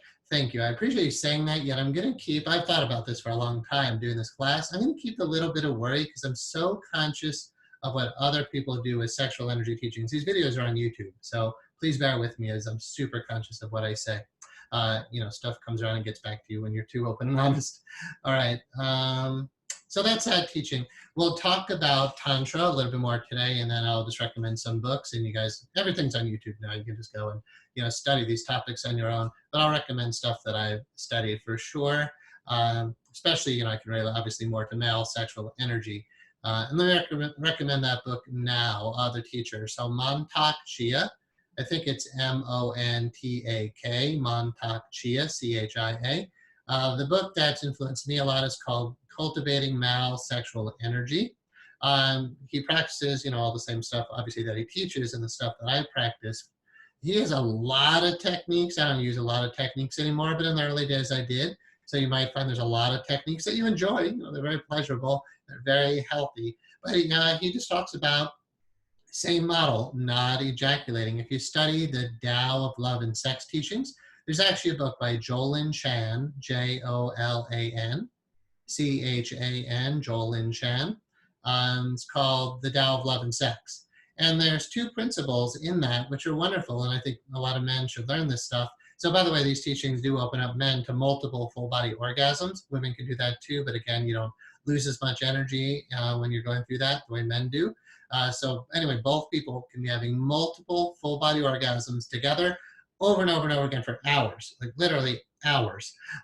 Not just like your average average guy, 10 minutes if you're lucky. We're talking here hours and hours of pleasurable type practice. And so you practice this stuff, you learn these teachings, and it's delicious stuff. So the Tao of Love and Sex, Jolin Chan, the two major teachings in there are, number one, control the ejaculations. You don't have to ejaculate all the time. You don't have to do that every day. It doesn't mean you never do it, but you work to start. And we'll talk about it today to a degree. Eventually, there's just a lot of deeper teachings coming your way in this. And I didn't think this would be so much information, but it is now that I hear me talking about it. So again, we'll take as long as we need to over weeks to cover this stuff. So number one, limiting ejaculation, or just getting to the point where you're really not. And then number two is you care only about your partner. It's like the two teachings I remember from that is control ejaculation so you can last for hours, and only care about your partner. If people did just that, it would be such a different world. I recommend a couple other books, at least one other, I'm sure, as we get towards the end. I forget a lot of the titles, but you can find all this stuff out there. I'm just encouraging you to do it. So please read all of this, and maybe you can find, it talks about here excited sexual energy. And then you could say there's the unexcited, the excited, and then what I'm now calling active. So you can read all that on your own. And then we have this one. I'm going to say you just have to read all on your own. Energetics we talked about. So we're going to take a break very soon because I got to pee, and that's good timing. It's been about an hour and a half, so about 6 more minutes, and let's take a break. So the circle, again, spirit. The higher consciousness of spirit we tapped into with ascending, but now we're going to pull that down, descending to the sexual energy. Once we've felt that, cultivated it, work with it, enjoyed it. You can be with your partner or by yourself and just enjoy yourself. But as soon as you start stimulating it, now it's the excited sexual energy, and that's much harder to control. So you should study the books on these topics. Again, Mantak Chia, studying those Taoist teachings, and then the Tantric teachings. Sexual Energy Ecstasy. I don't remember the authors. I don't think I ever knew the authors' names, but Sexual Energy Ecstasy was a great book in this topic. Actually, those three are all I really recommend. Mantak Chia does books for women, but I obviously haven't studied those. So Cultivating Male Sexual Energy, and I think he has one, Cultivating Female Sexual Energy, and then Sexual Energy Ecstasy, and The Tao of Love and Sex. Those three books for men or women for the first one, and then the other two I mentioned. I don't think you need to study more than that. Not that I haven't, but there's not that much to know. And like I said, you don't need a whole lot of techniques unless you want to have fun with it. And there's totally nothing wrong with that. I think it actually is very healthy. That your body needs stimulation. A lot of people even try to ignore that kind of energy. So to me, without a hot, it's a constant thing. I'm not saying I'm constantly stimulating myself, but with the active phase that I experience with it, it's always active. It's always there, but it doesn't require the same techniques it did 20 years ago. Okay. Anyway, those are books. Those are the energetics. Let's move on. The three divisions. I do want to talk about the chakras a little. Let's just touch upon them. Then we'll talk about them more after the break. So we're descending again right now to the very base of the descending triangle. And actually, this is too in depth. Let's take a break right now. I got to pee, and we come back. So take just 5 minutes, okay? Just 5-minute bathroom break if you need it, and then we'll go for another hour and a half, hopefully max. So probably 3 hours, another hour and a half when we come back. All right, 5-minute break.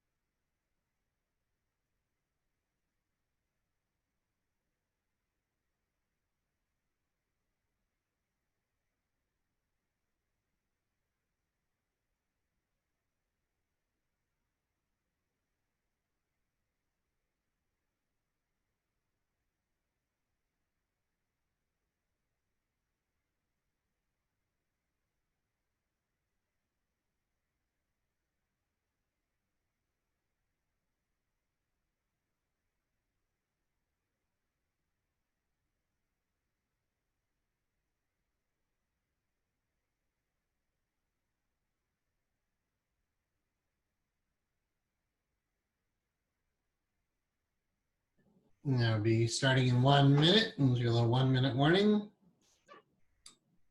Feel free to ask questions if you got them. I see two I didn't notice. One came in, one I didn't notice.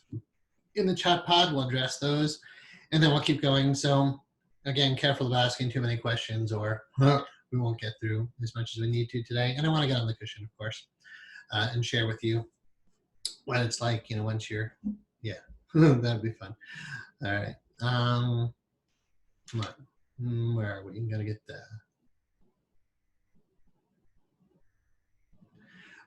Okay, I may have been talking to myself a moment ago, so we're going to get started in just a moment. Feel free to ask your questions. My mic was off a moment ago, let me just say. If you ask too many questions, we won't get through what we need to today, but feel free, you know, you can email me, and we'll move this into next week, most likely. Let's see how it goes. Okay, so let's get the camera back on, and then unpause the recording. Okay, and maybe we're still recording. So if you're watching this recording, that was a ridiculous 5 minutes. All right. Okay. Give me just 1 sec.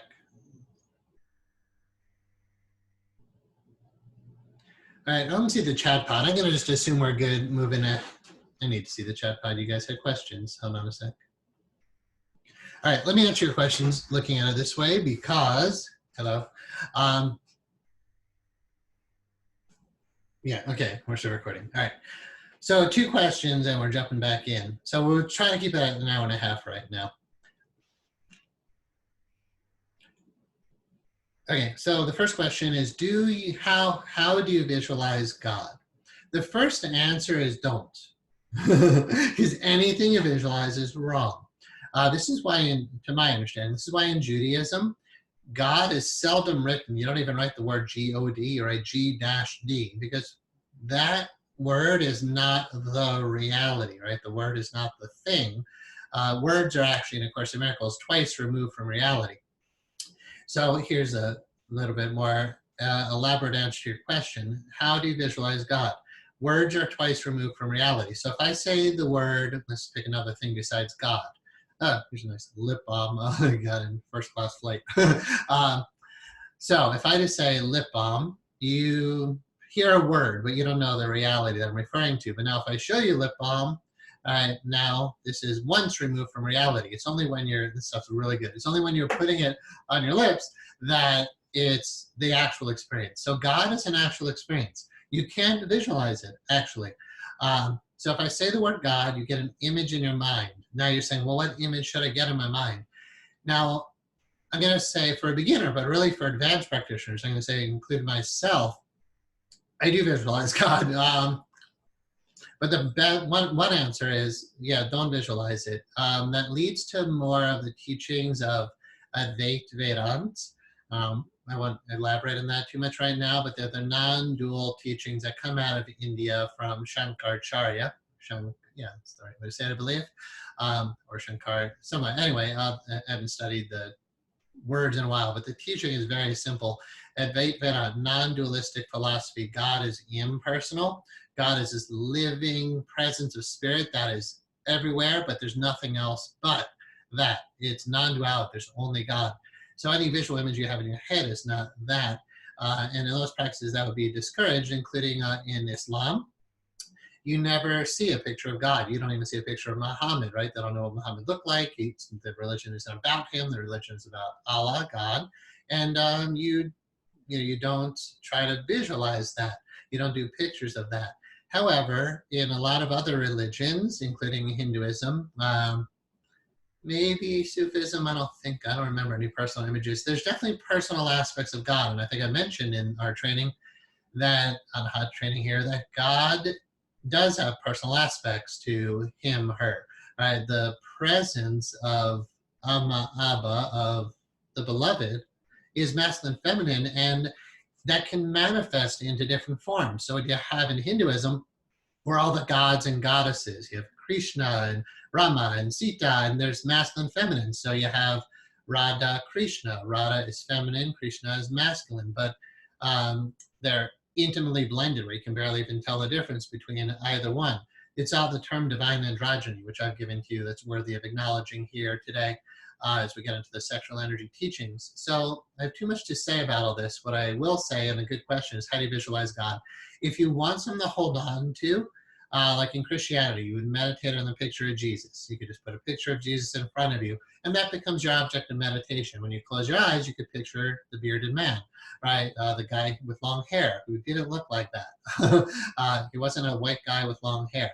But anyway, when you're visualizing that, it's obviously not Jesus. But the more you put your attention on Jesus, you will find Christ. You will find the one reality by going through that. So Hare Krishnas meditate on the image of Krishna. It's beautiful. It's delicious. It is sexual, actually. At least, the Hare Krishnas I've known, not all of them. Some try to be, totally not sexual, but the Radha Krishna devotional energy, you study that stuff, you guys would like. It's the life of Krishna and his playing with the gopis. The gopis are milkmaids. He was a cowherder boy, and they all loved him, and they all made love all the time. Like, that's Hinduism. That's Vaishnavism. That's what the Hare Krishna movement spawned out of. So again, it's like a beloved relationship between you and God. But they're saying, well, how do I visualize that? I would, so every religion has a way to do that. I guess it depends on each individual's personal spiritual path. You might want one option. They say that when you're looking for a guru, you say, I want to find my guru, and that could just mean teacher. Guru, by the way, just means from dark to light. Guru is dark, guru is light. Someone will lead you from darkness to light, but I don't like the guru model. I never want to be called that. So when you search for your teacher, you find your teacher. When you search for God, you find God. That's how it works. And if you're trying to visualize God, I don't know. I can't give you an answer because for all the reasons I said, but it's a great question. We're going to have to move on. But feel free to email me if you want more thought on that. Somebody asked a question related to descending that looks very relevant. Do we have to start from descending all the way up, then descending to the base chakra? No, you don't have to do anything. But if you want to experience what the system is meant to do, then yes. I'll always start, even if it's only 5 minutes. I won't start with sexual energy first. It's too powerful, it's too fun, it's too interesting, and for a lot of people it can be too messed up. So start with descending and get clear. Really no sexual energy, at least not stirred up, at least you're not intentionally stirring it up. So just sit and get clear in meditation 1. Meditation 2, open your heart first. There has to be love there, or sex is, it has to be love. And then ideally in the system, it has to be connected to spirit. If you're not aware of God, then you're really not aware of what true sex can be. Once you feel God, and the person asked about visualizing, if there's any word, I would say feel. When I close my eyes and tell you what I feel, it's a word a little bit deeper than feeling, but I feel peace, I feel love. The deeper is I am that, you are that. I am peace, I am love, I am bliss. I don't visualize it, I am it. Visualizing is like an eyeball trying to see itself. You don't try to see yourself, you are God, you are that energy. To try to see the eyeball trying to see itself is impossible. You just have to know that you're aware, right? Your consciousness is aware, your eyeball is, aware in some sense, right? So you don't see it, you are it. And every time you look for it, you can't find it because you're it. If you wonder why you can't see your light, because you're it. You can know it in relationship. Anyway, there's so much to share. So the simple answer to your question, I'm just going to give yes and no answers. Do we have to start from descending all the way up, then descending to the base chakra? The answer is no, but if you don't have to do that. But the answer is yes, that you should if you're practicing out meditation, because the system goes in order for a reason. I never mess with the order. I let it unfold organically, and it's always surprising me what it does. How organic and flexible it is, but it never wavers from the movements of these energies because there's a wisdom here, again, beyond what I created. Okay, so yeah, do it in the order it's given. Someone said, as a child, I saw an old bald minister with a gray hair halo emerging from sunlit clouds. That's beautiful. What happens, here's the halo thing, and it's worth talking about. Let's go back to somebody said, wowzers, I'm already feeling the energy. Oh, honestly, I'm on fire today, so if you don't feel something from this class, let's go back to share. Okay. So what are we talking about? We're going to go back to the chakras right now. That's relevant. We're talking about the whole descending and why. All right, let's just start going into that. Um, so we're taking the energy, the highest energy, and we're pulling it down to the sexual energy region. We're breathing into that. But before we took the break, what we're talking about here, like I said, look at the second chakra. I know it looks small, but it's a crescent moon. I said there's like a cap. Not that it's actually there, but there is like there's where your hands go in Mahamudra, and then there is the all the energy held in the second chakra in the heart. Let's use the word heart. When we descending meditation 1, when we start descending meditation 1, all the energy is there.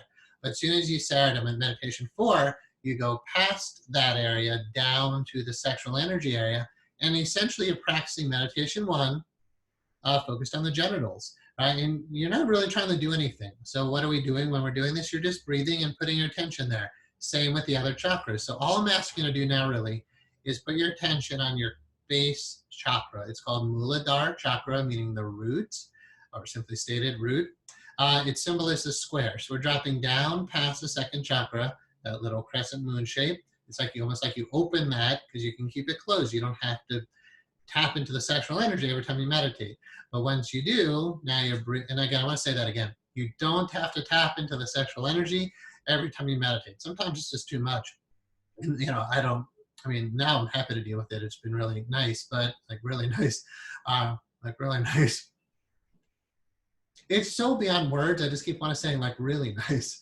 So anyway, I want to share that only because it's so good. I want to encourage you to work through your blocks to get to what I'm experiencing. All right, so first chakra, you're going to breathe gently down to the area. But why I want to pause on this is second chakra is normally called pleasure. That's its energetic. Again, like that's its energetic. Just like the heart is love, second chakra is pleasure. Doesn't exist for anything else. First chakra, the energetic, is usually considered security, like food, home, money, connection to the tribe, right? You're safe because you have other people. You're safe because you have a home. You're safe because you have resources or money. That's first chakra kind of stuff. A lot of people have issues with that too. So you might start looking at those issues again, but we focused on that more with meditation 1. This meditation is to look at your sexual energy issues and all the pleasure that can be there. Eventually, really only pleasure. Okay, so as far as like, well, which chakra is sexual? Well, I don't know, you got the ovaries up here, it goes down to your vagina. The whole area is sexual, right? For men, it goes a bit lower down. I obviously feel it lower down. For me, I don't have a female body. I don't have ovaries, uterus. I don't have no idea what that feels like to be able to breathe into those areas. And I've never really consulted long-term with somebody who's doing that, like a woman who's doing that. So all I can say is you put your attention down in those areas and you'll notice you have sexual organs and sexual energy.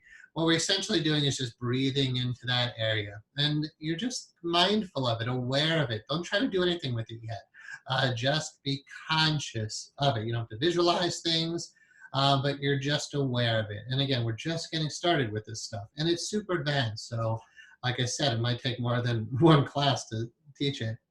Here we have 2 different symbols. This is meditation. So we got the Anahat symbols of all 12 meditations. And exciting to realize this is now only 4 and 5 of 12 plus 4 total levels.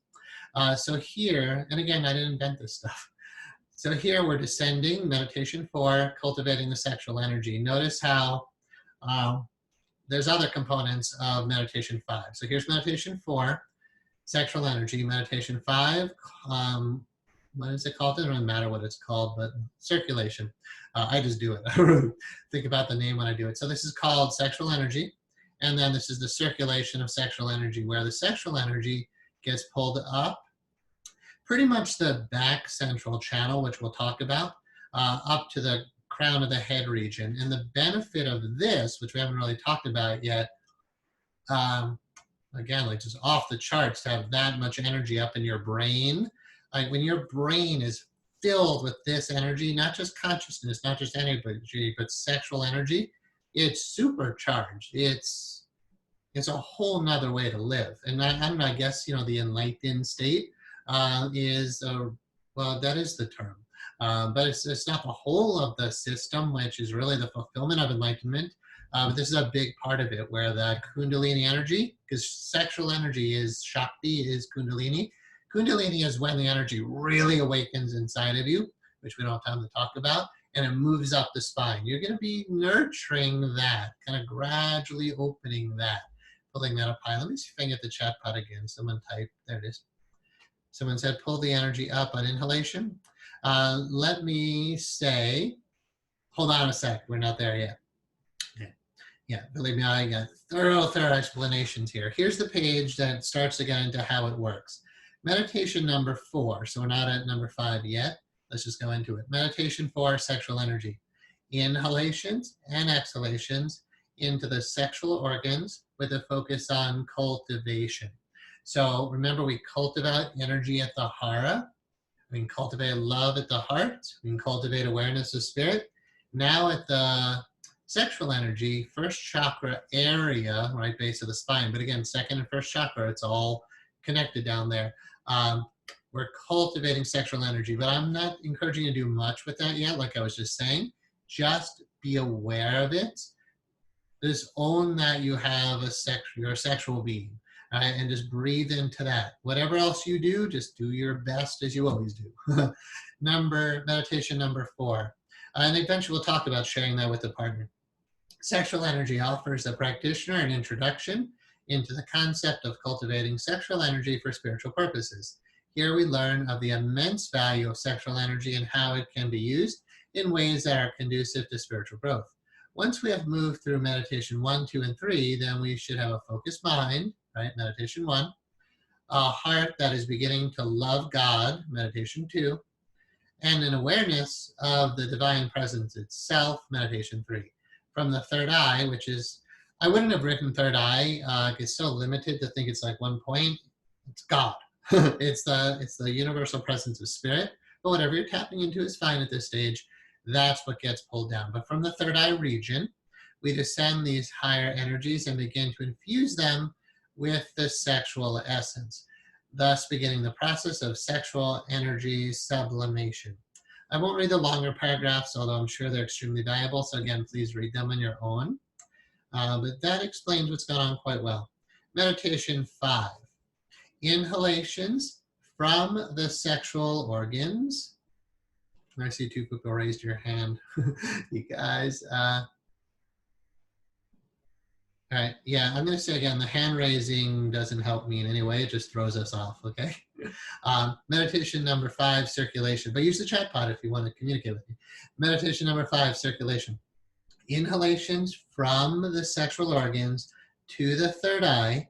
And again, third eye is a little bit limited here. Up the back central channel with exhalations that circulate the energy in the head with a focus on transforming the sexual energy into love and consciousness. Yeah, again, I wrote this a while ago. I barely read it today when we started, so that's accurate, but here are my current thoughts once I got on the meditation cushion. Meditation number 5, circulation. Takes the energy cultivated in the sexual organs and pulls it up the back central channel to unite with the higher spiritual energies. Here, the sexual energy that usually goes out into the world is brought up toward God. This is a symbolic and energetic expression that the individual is longing for a deeper relationship with the divine beloved. As this meditation unfolds through the system and over the years, a profoundly passionate love for God develops and worldly pleasures become less and less appealing. I still agree with what I wrote there as far as worldly pleasures, but what I will say is because the pleasure fills the whole sphere of your being, it includes immense pleasure in this world. Again, I talk about where I live in the mountains. I was just, last night I was out underneath the stars, and today, I'm hiking along a waterfall. It's immensely pleasurable, but it's like, for me, it's the pleasure of life, nature, God, rocks, trees, like the planet, like Adam and Eve. You just drop down here like, wow, what's going on? Oh, this thing is sexual. Wow, everything's so beautiful. That's what it is. That's like the Garden of Eden. Everything else is your own nightmare and doesn't really exist, to paraphrase A Course in Miracles. Okay, so I like that it said, external pleasures in a sense become less and less appealing, right? So pleasure, but like worldly pleasure. So watching excessive TV where you're lying in the same position for 5 hours, it's not really very good for you. It doesn't really make you happy. This stuff to me makes happy. All right, so please read all this as well. Then we have, what is this? Let's read this. Sexual energy and circulation. Meditation number 4, sexual energy. The descending triangle of this meditation is the same as meditation number 1. However, it also indicates that the higher energies of the third eye region are also brought down into the sexual organs. The small circle at the base of this triangle represents the penis and testes in men. All right, so when I read one of the paragraphs earlier that we didn't read together, it just said men focus on the testicles. The whole thing, because it's the whole thing. You're not leaving any part of your being out of this system.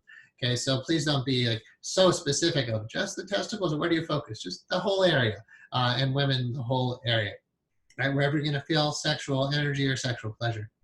Okay, so vagina and clitoris in women. Higher energies are brought down to the sexual organs and cultivated there, thus infusing the sexual energy with the energy of higher consciousness. I don't know of any system that does this in this way, so I look forward to your feedback. I know what it does for me. And again, it's different than what I've ever heard from any teacher or any human being, explain what their insides are like in this way. Meditation number 5, circulation. The descending triangle is the same as in meditation 1 and 4 and represents the higher energies have been brought down into the sexual organs. This symbol is not a breath in and of itself. The smaller circle, so what are we saying here? Yeah, this symbol represents 4 and 5 is what it's saying. That's not an exact, well, it represents the pattern for sure. The small circle at the base is the sexual organs and is the first inhalation that begins there and goes up the back central channel, which is represented by the line bisecting the circle. The small but larger circle at the top represents the third eye region. More importantly, it also represents the space of the entire head and brain. The exhalation circulated the sexual energy that was pulled up the spine here in the higher chakras. All right, I read that quick. I don't even think I'm going to comment on it. I hope you get a sense of what's going on. Best thing is just to get on the cushion. Fruition. So a little bit more about why you want to do this. I think I made that point. But I'm going to take a moment and close my eyes and remember last night, because fruition is always, the best you've ever experienced, which was pretty much last night. Again, more time in the cushion, but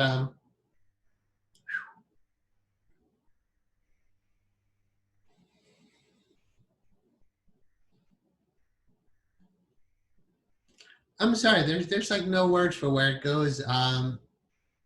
Like peace, bliss, love, joy, which I always say, it's like so much even better than what those words can describe. I'm sorry, there's just no words. So I hope I made my point that fruition is so, like what this system does is so worth it. It might take you, like what I experienced last night, I never experienced for 22 years, or again, however long I've had this, 20 plus years. So just stick with it. There we go, moving on. So there are sections in the Sacred Geometry Meditation book that talk about this, obviously. And then my Journals of Michael Devane book, which is now called the Anahat Meditation System at the time of this class and recording. That book will also touch upon it. Remember, if you haven't gotten to the book yet, Michael is me, and that's actually, there's a big reason for that word, which we can get into later, that name, Michael. Anyway, in the fiction, which is sort of fiction of that book, he's living in a monastery and he's being taught these things. And basically, they're all celibate there, so they're not sexual with each other, but they go back into their meditation houses. They all have their own small little houses in the story, and they practice the teachings on their own by themselves. Not that it can't be done with others, but in that book, they're just practicing it with, just totally alone.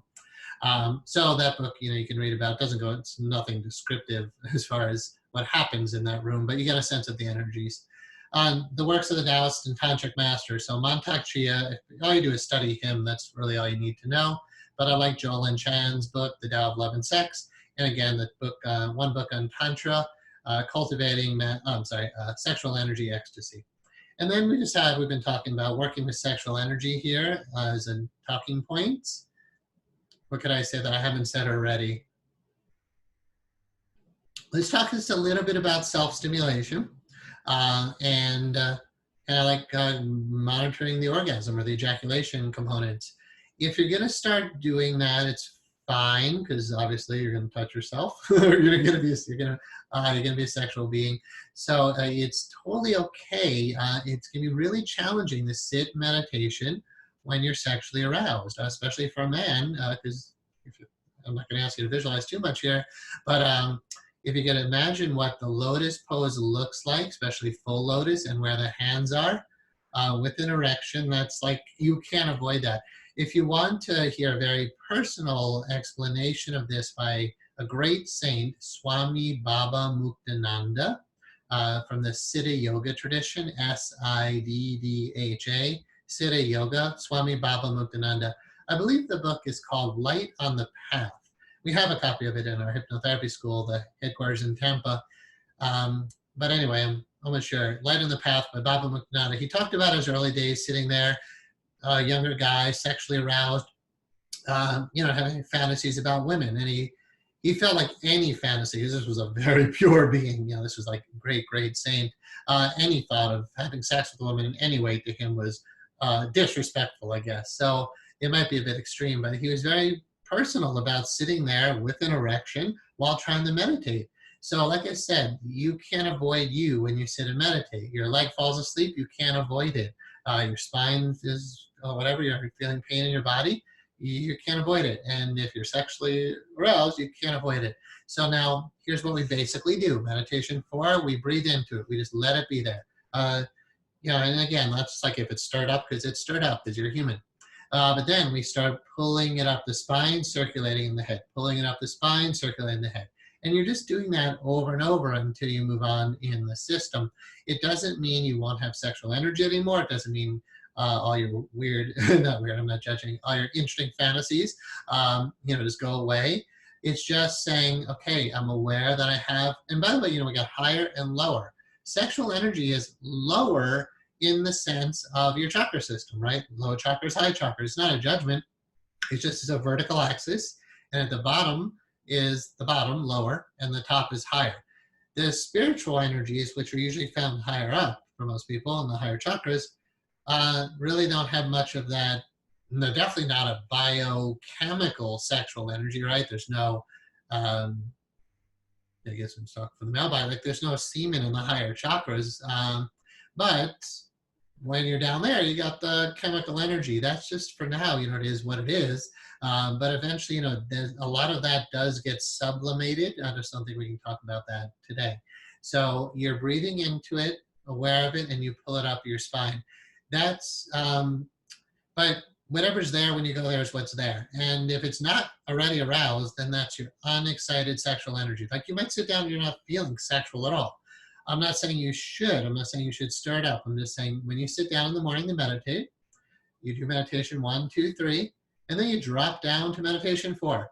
You might not feel any sex, and you don't have to. You might not feel anything. You might not be horny. You might not be aroused. You're not supposed to be. I want to make that really clear. You're just being aware of what's there, which includes not just your body and how it feels, but sensations, emotions, and then everything else, thoughts, memories, beliefs. Like, that chakra, those chakras, first and second, are filled with tons of human blocks. So, again, you're going to see what's not so comfy down there if you have issues. And, I encourage you to deal with them now. That's what this time is about. And then eventually you'll start pulling that energy up the spine and circulating it. And that does start to transform it. If you're doing this and you're aware of aroused sexual energy, then one technique I really like, I'm pretty sure I got it from Mantak Chia, it's a standing up, tensing, and relaxing your body technique. That's not graphic in any way, so I can show you that while sitting on the cushion, and I'll explain what's happening, but you can do it standing as well. So if you're going to start working with excited sexual energy in meditation, which I won't talk to you much more about until level 3, then you definitely start studying these books. In fact, you need to if you're going to get everything that the system is meant to be. So right now, level 1, even level 2, unexcited sexual energy. Whatever you do on your own is up to you. Level 3, I'll start introducing you to the deeper teachings on working with excited sexual energy, and then work to explain more and more what I mean by activated sexual energy. All right, notes, and then just remember on the very end, we have the congratulations. How do you know when you're ready to move on? You might delay moving on based on what's written here. You can read that on your own and on your own inner guidance system. But what I can say is meditation 4 and 5 are not complete. What's coming next, I'm going to reserve the right to not teach it next week. We'll see how that goes. Once we get to meditation 6, the 6-pointed star, that's the essence of this whole system. And it'll start integrating all of this in the way the whole system is meant to. Right now, we're just establishing energetic places. But once you've embraced all of them, then we start doing some really interesting stuff with the energy. And once again, I'm going to say, I didn't make this up. So every time I do it, I'm like, wow. Again, I don't know this taught anywhere else. So I'm going to say, go your own pace. But when you do move on, you won't grasp everything that meditation 6 is about for years, yet you'll benefit from doing it. And so I invite you to be in that class, even if you're not ready to practice it yet, for sure. Okay, we're doing pretty good. We got at least 50 minutes on the cushion if we want to do that. And I don't even know if we'll need that long. But that's the manual and what I'm going to share right now, I believe. Any questions while I'm still sitting at the computer before I transition over to the meditation cushion? All right, I don't see any, so let's do that. I'm going to stop sharing. Give me a sec. I'm just in a t-shirt today, so lack of professionalism. Stop sharing. Okay, we're just going to switch the camera.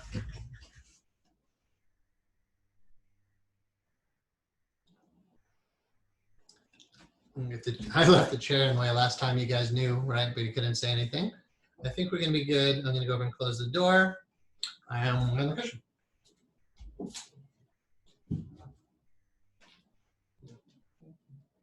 Move your microphone.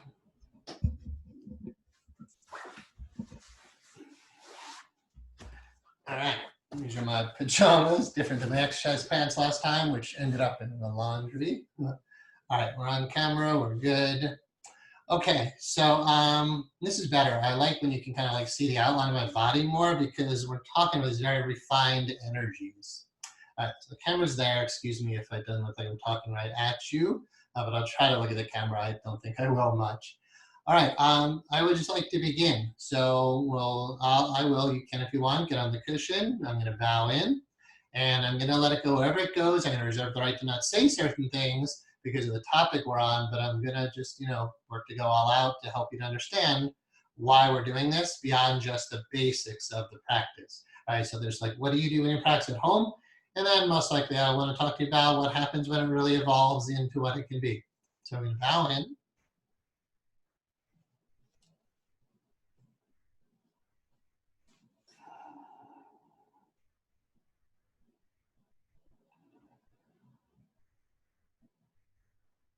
So I'm doing just pure, simple descending. Eyes are open. The eyes open thing is so valuable. I know it's hard, but it's so valuable. I'm breathing below the navel. Inhale 1. Exhale 2. Inhale 3. Exhale 4. So with this, there's no sexual energy associated with it. I'm just coming down into my human, breathing and counting.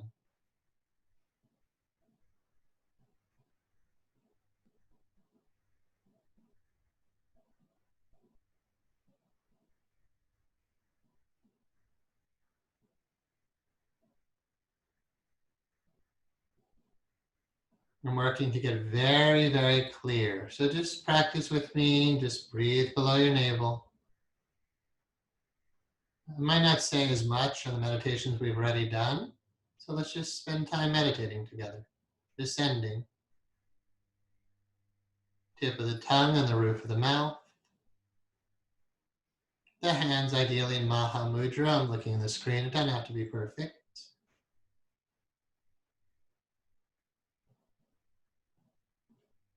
The diaphragm is what's initiating the breath. not your chest muscles.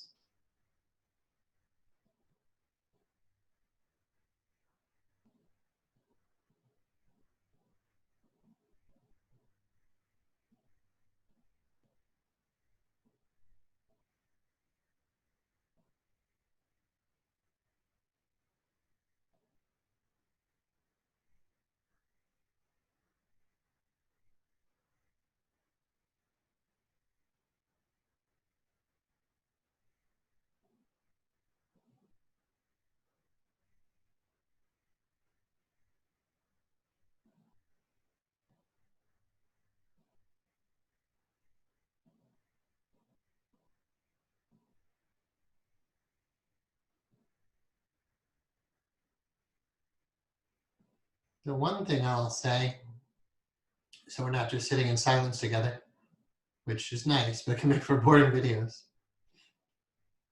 So I hope you just keep meditating. I'm not looking at the camera.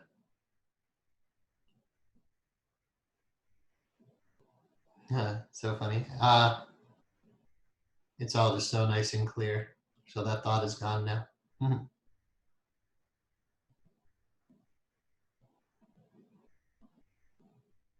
So we're just sitting and we're just standing. We're just here. There's really nothing special. It's what Zen is about. Nothing special. I'm just sitting here. I'm aware of the desk and you can't see it, but there's the wires under the desk you can see here. Like, I'm not oblivious to anything. I'm very aware. Oh, I know, I was going to say, you don't necessarily know what's inside an advanced meditator because it just looks like they're sitting. But the internal world is glorious, wonderful. And yet what I'll say, internal and external don't mean anything. Like closing your eyes, it's kind of an illusion that there's an inside and an outside. When I'm descending, there's just what is. And I'm obviously part of that. So can you just sit right where you are now? Breathe below your navel. Just be a human being. You're not really a human being, but can you just be fully with your body? In your body. And then, of course, we're cultivating the energy. So inhale at the heart. Exhale, keep the energy there. That's why the breathing and counting is so valuable.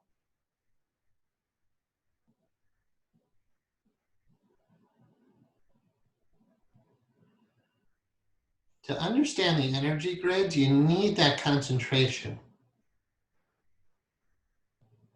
Because the moment I really concentrate like that, I can feel the energy grids.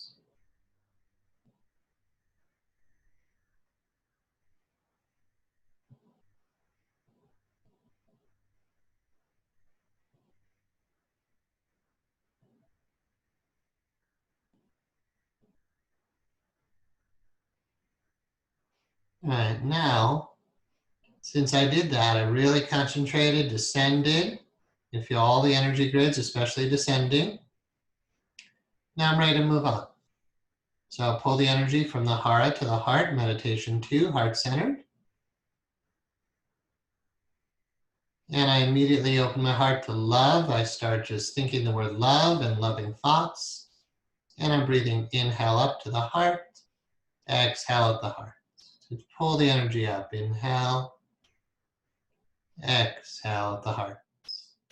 Inhale up from sexual energy to heart. I'm sorry, we're not there yet. From heart to heart, exhale at the heart. Inhale, heart to heart. Exhale at the heart, open to love. However you do that. And then eventually just breathe at the heart. Inhale at the heart, only love. If there is a mantra in English that works well for this, only love.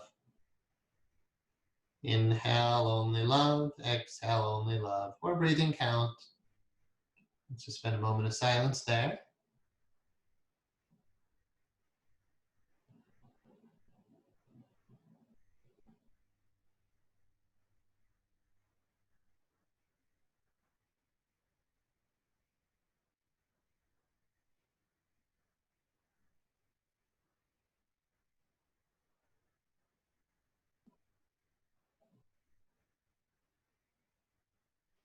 fruition for this meditation, when you're ready to move on, is when you're just pure love. There's just nothing else. You might not fully feel that, but as I just take a moment here, I'm just sitting here and I'm love. That's it. That's who you are. Just sit here and be a human being who feels love. It should be the easiest thing in the world. This is just your natural state. But breathe consciously so we keep cultivating this energy.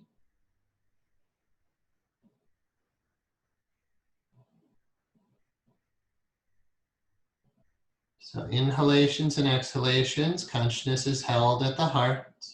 And then do whatever you do with your mind. Breathing count still. Count every other breath when you're ready. But don't be indecisive or wishy-washy and don't change too much. Just find your practice that works for you. And stay at the heart.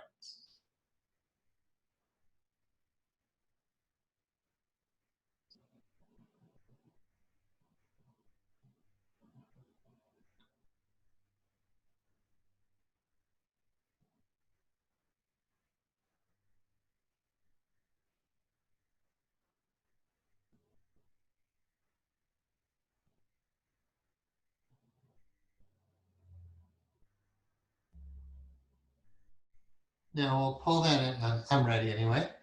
So when there's only love, which there was a few minutes ago, so I've been ready.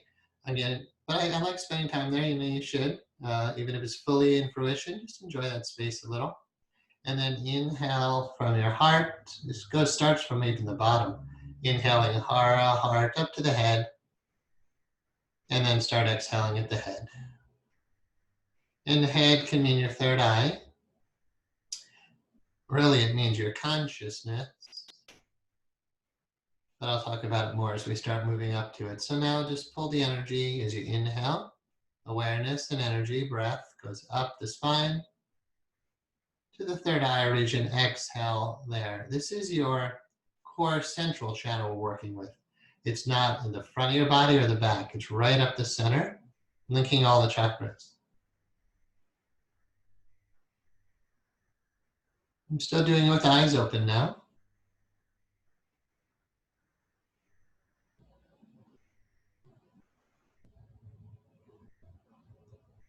And I'm starting to direct the love of my heart and the focus up to God, up to the higher chakras. And again, I know some of you might want to visualize that or don't know what that means, but I'll work to describe it.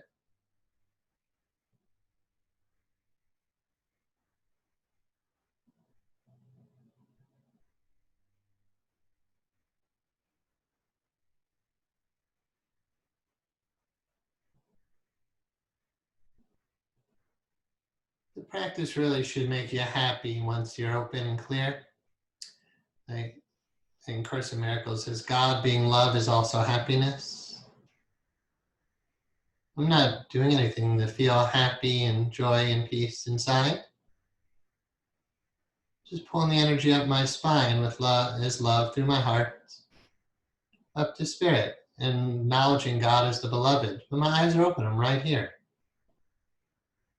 But all my attention is on God. My eyes don't even matter, open or closed, but open is actually really helpful. I'm putting the attention on pure consciousness, pure spirit. If anything, just focus in your third eye region. If you're really lost here, just breathe in and out of your forehead, as if there's nostrils in your forehead. But of course, the breath is still originating down in your belly.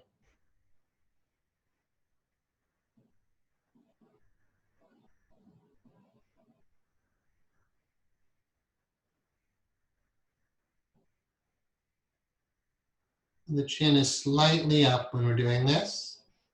I'm purposely now letting it fall back into the ecstatic flow of it. We're just still kind of descending in a sense. Excuse me, with eyes open. But aware of my heart.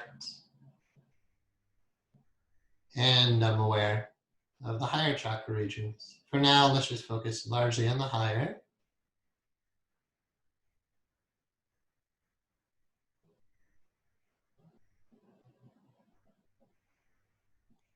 We could do an entire round with eyes closed and talk about it, but what I think I'd like to do is relax the hands, close the eyes.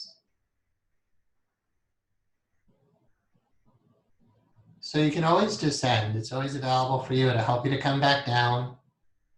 But I would like to do this with eyes closed with you. Devotion. I just go right to devotion. And when I close my eyes and forget about the rigidity of the practice, which is a good thing, right? We have that. We need that at times. And now I'm letting go. I'm touching Gyan Mudra, thumb and index finger, to contain a little bit of energy. I'm moving up my spine, up into the crown chakra region. Third eye, yes, but I'm just not limited to my head. I'm aware of consciousness. But because I'm breathing love up to spirit, it's devotional love. And there's breathing and counting, of course. You can do that when you practice on your own. But with me now, I just want to help you to know what this is about. Ascending is lover, beloved. This is that triangle. I am the lover, God's the beloved. I'm embracing the beloved. Again, your consciousness is the gateway, even if you don't think that's God yet.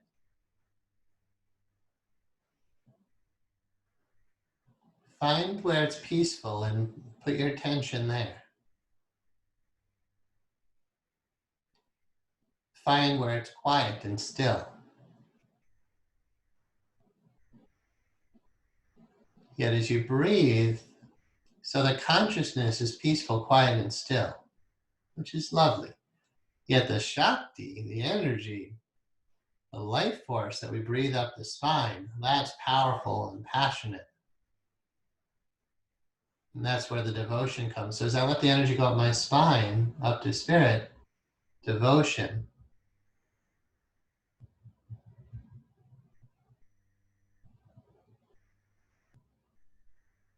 Yet there's a strength because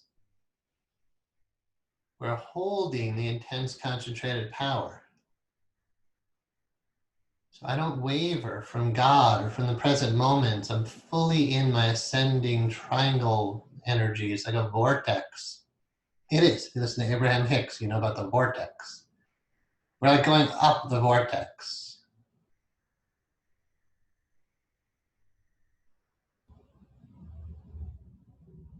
Concentrate. Meditate. Dharana. Dhyan. Eventually samadhi. I'll introduce you for a moment to one step deeper than we talked about of samadhi. We talked about Anand samadhi in the past, meditating on bliss. It's a good practice. Keep doing that. But from Anand samadhi, we move into what's called asmita samadhi. Again, some of you might not grasp what's going on, but just keep breathing into your third eye region.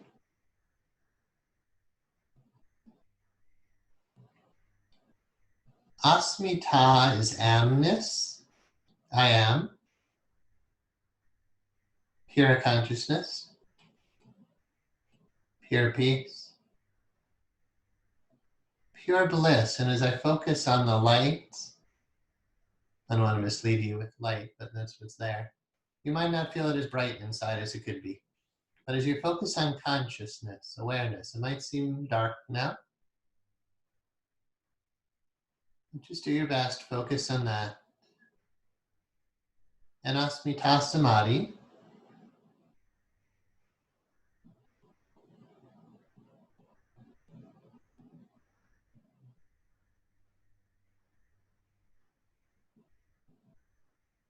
The consciousness, the energy, the breath in Samadhi is all very well contained.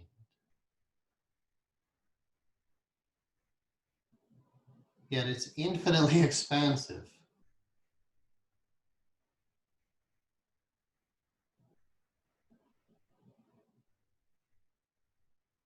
Asmita Samadhi is pure consciousness.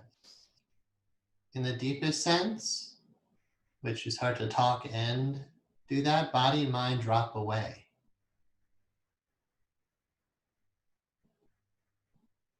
The body is really an illusion. You're what's real. The body is an illusion, you're what's real. Body and mind are dropping away in Asmita Samadhi as I focus only on spirit.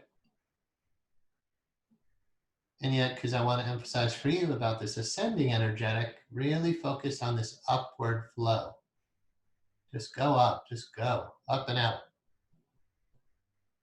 Infinite consciousness, yet attention held there. Concentration, yes, yet devotion even easier. If you love someone, it's easy to put your attention on them. When you find love of God, it's very easy to put your attention there. All right, so for time, let's start meditation 4.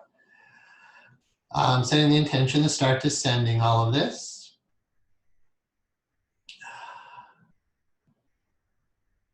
What I feel is this infinite, mighty, like the vast presence in the higher chakras. And I'm opening the descending triangle region.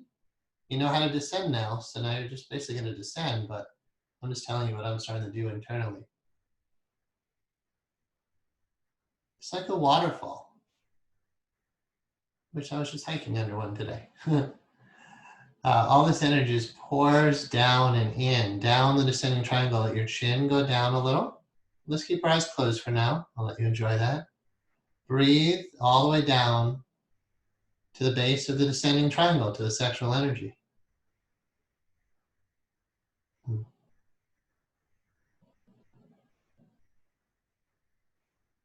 Honestly, for me at this stage, might not be for you, but it's sweet. It's not aggressive or, it's just nice.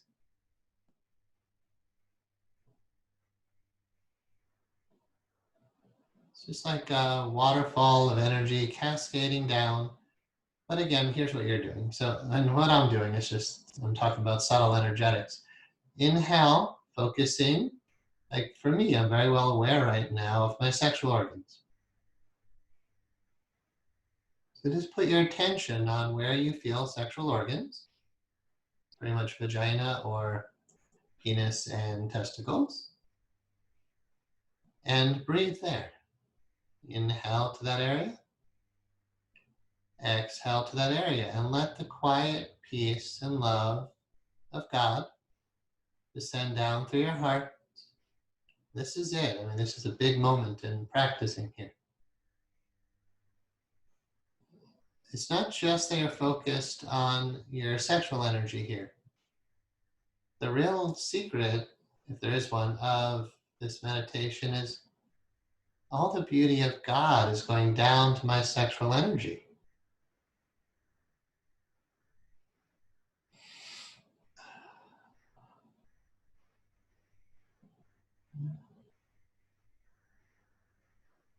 It's still pure love.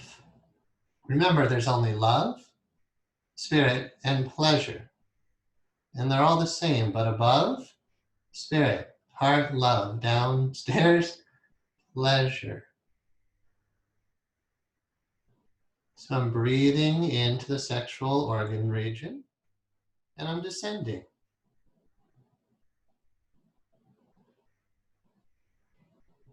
There's a cultivation idea here because we're doing what we did in the hara.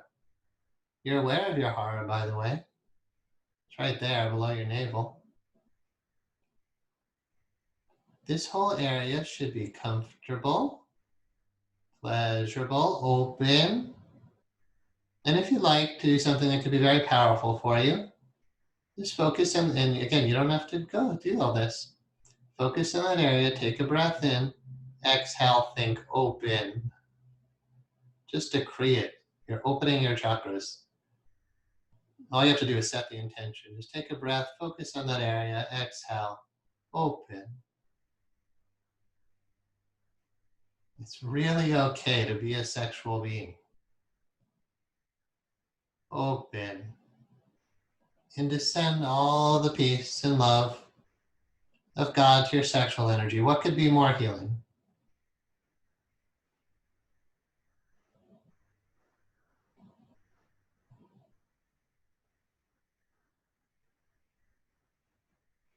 Now, what I'll comment on, because again, it's worthy of talking about instead of sitting in silence, not just breathing and counting in that area, but that's what you do. Just focus there, breathe and count. What I'm doing in the celibate brahmachari practice, that area is sealed. Let's talk, well, I'll talk about it tonight, but let's not go there yet. Just breathe and acknowledge your sexual energy. But when I say sealed, there's a difference between sealed and not sealed. Not sealed, again, I don't have technical words for this, is when you're just letting yourself ejaculate, or men and women, whenever you want to. And the energy, in a sense, does get wasted. Sealed is when it's not doing that. And again, there's advanced practices for that.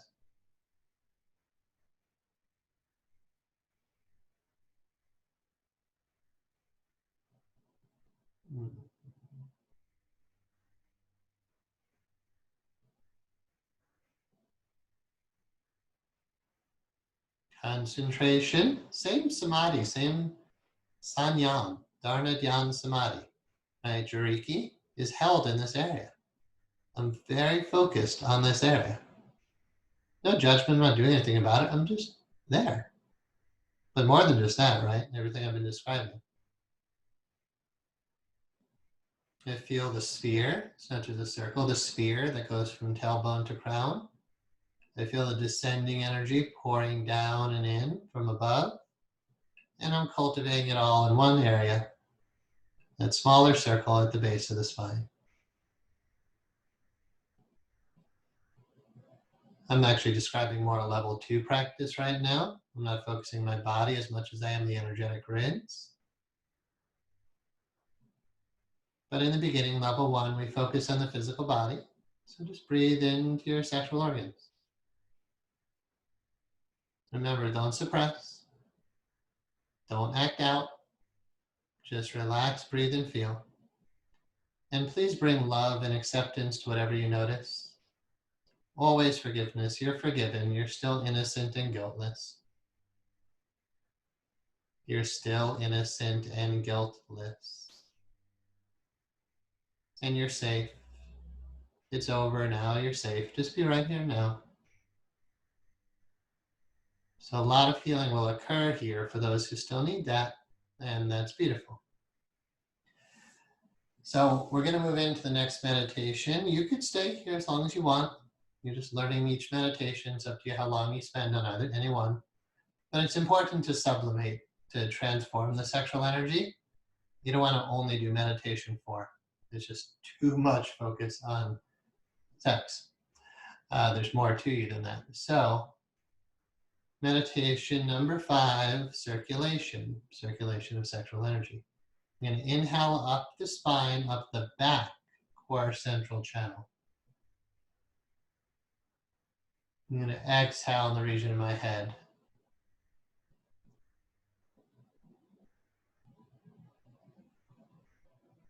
Inhale up the back. Exhale over the head region, into the head. It circulates into the brain, actually.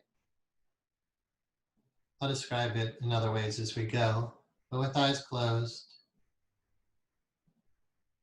Inhale up from the sexual energy, up. It goes up the back, but I'm aware of my hara, my heart on the way up. Not forgetting that I have those chakras.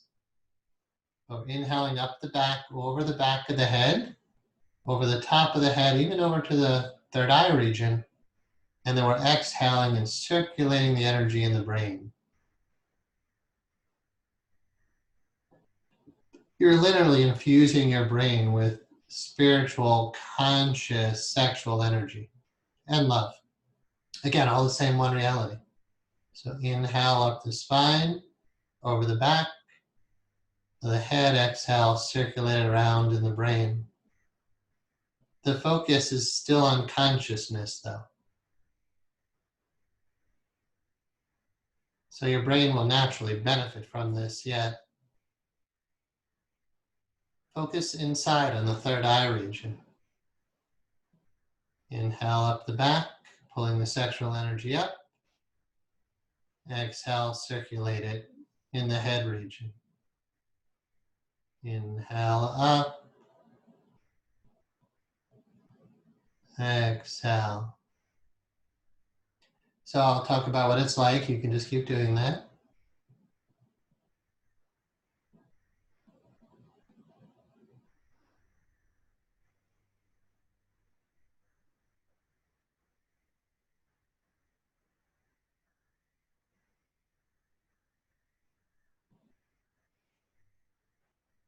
I'm not being silent by choice, and I'm not holding anything back. It's just so good. There are no words.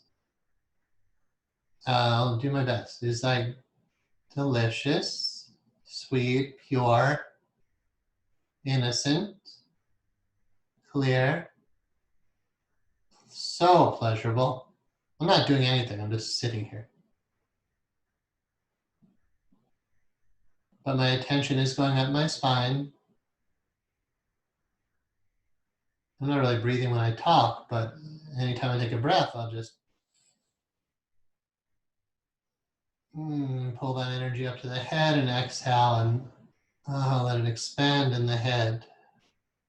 It's staying within the sphere that goes from tailbone to crown. Because when I exhale it up in that region, it kind of like fills the brain, but it also trickles down into the rest of the system. Hint, hint.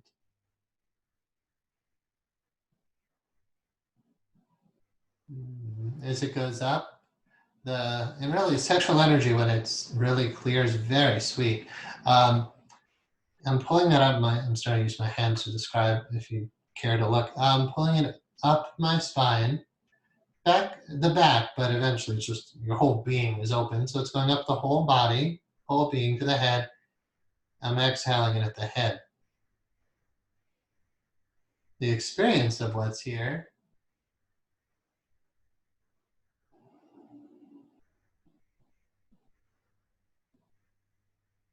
pure light. Trying to give you something. It feels perfected. It feels like there's nothing I could do to make it better or need to. It's so good.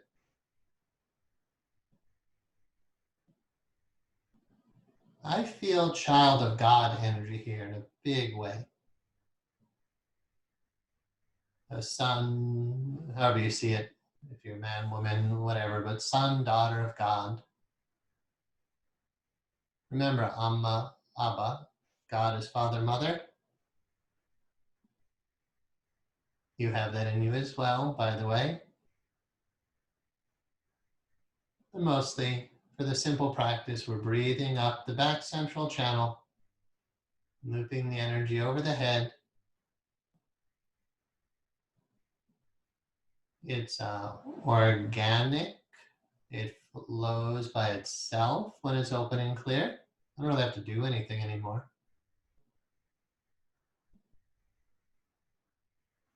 And honestly, there's no part of me that would want this energy to leak out. So let's talk about for a moment sealed. I'm going to open my eyes and look at the camera to describe. So feel free to do what you want to do. I'm going to give you two. I'm going to give you two powerful sexual energy teachings right now. So that was abrupt. I'm sorry if that pulled you out of a state. I can do it. If that was weird for you, then just keep doing what you're doing. Eventually, we'll end the meditation time formally. So right now we're still going, but I got to introduce two things for you to really start to grasp what you can do internally. Your first chakra, base of the spine, like the very, very bottom, is Muladhara chakra, the root. Then there's something called Mula Bandha. These are called, in Sanskrit, it's hard to pronounce it with the English tongue. It's Band, like B-U-N-D, but not even that. So in the West, you'll see it if you want to research it, pronounced Bandha, B-A-N-D-A. Bandhas are locks or seals. They're energetic, but they do affect the physical body. So they're energetic, physical.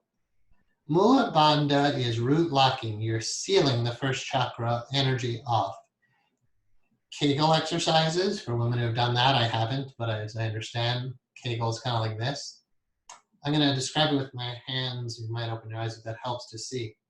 Imagine the very base of your body down there. So it'd be like vagina, anus, or testicles, anus. In the middle is your perineum. I never say that right. Perineum.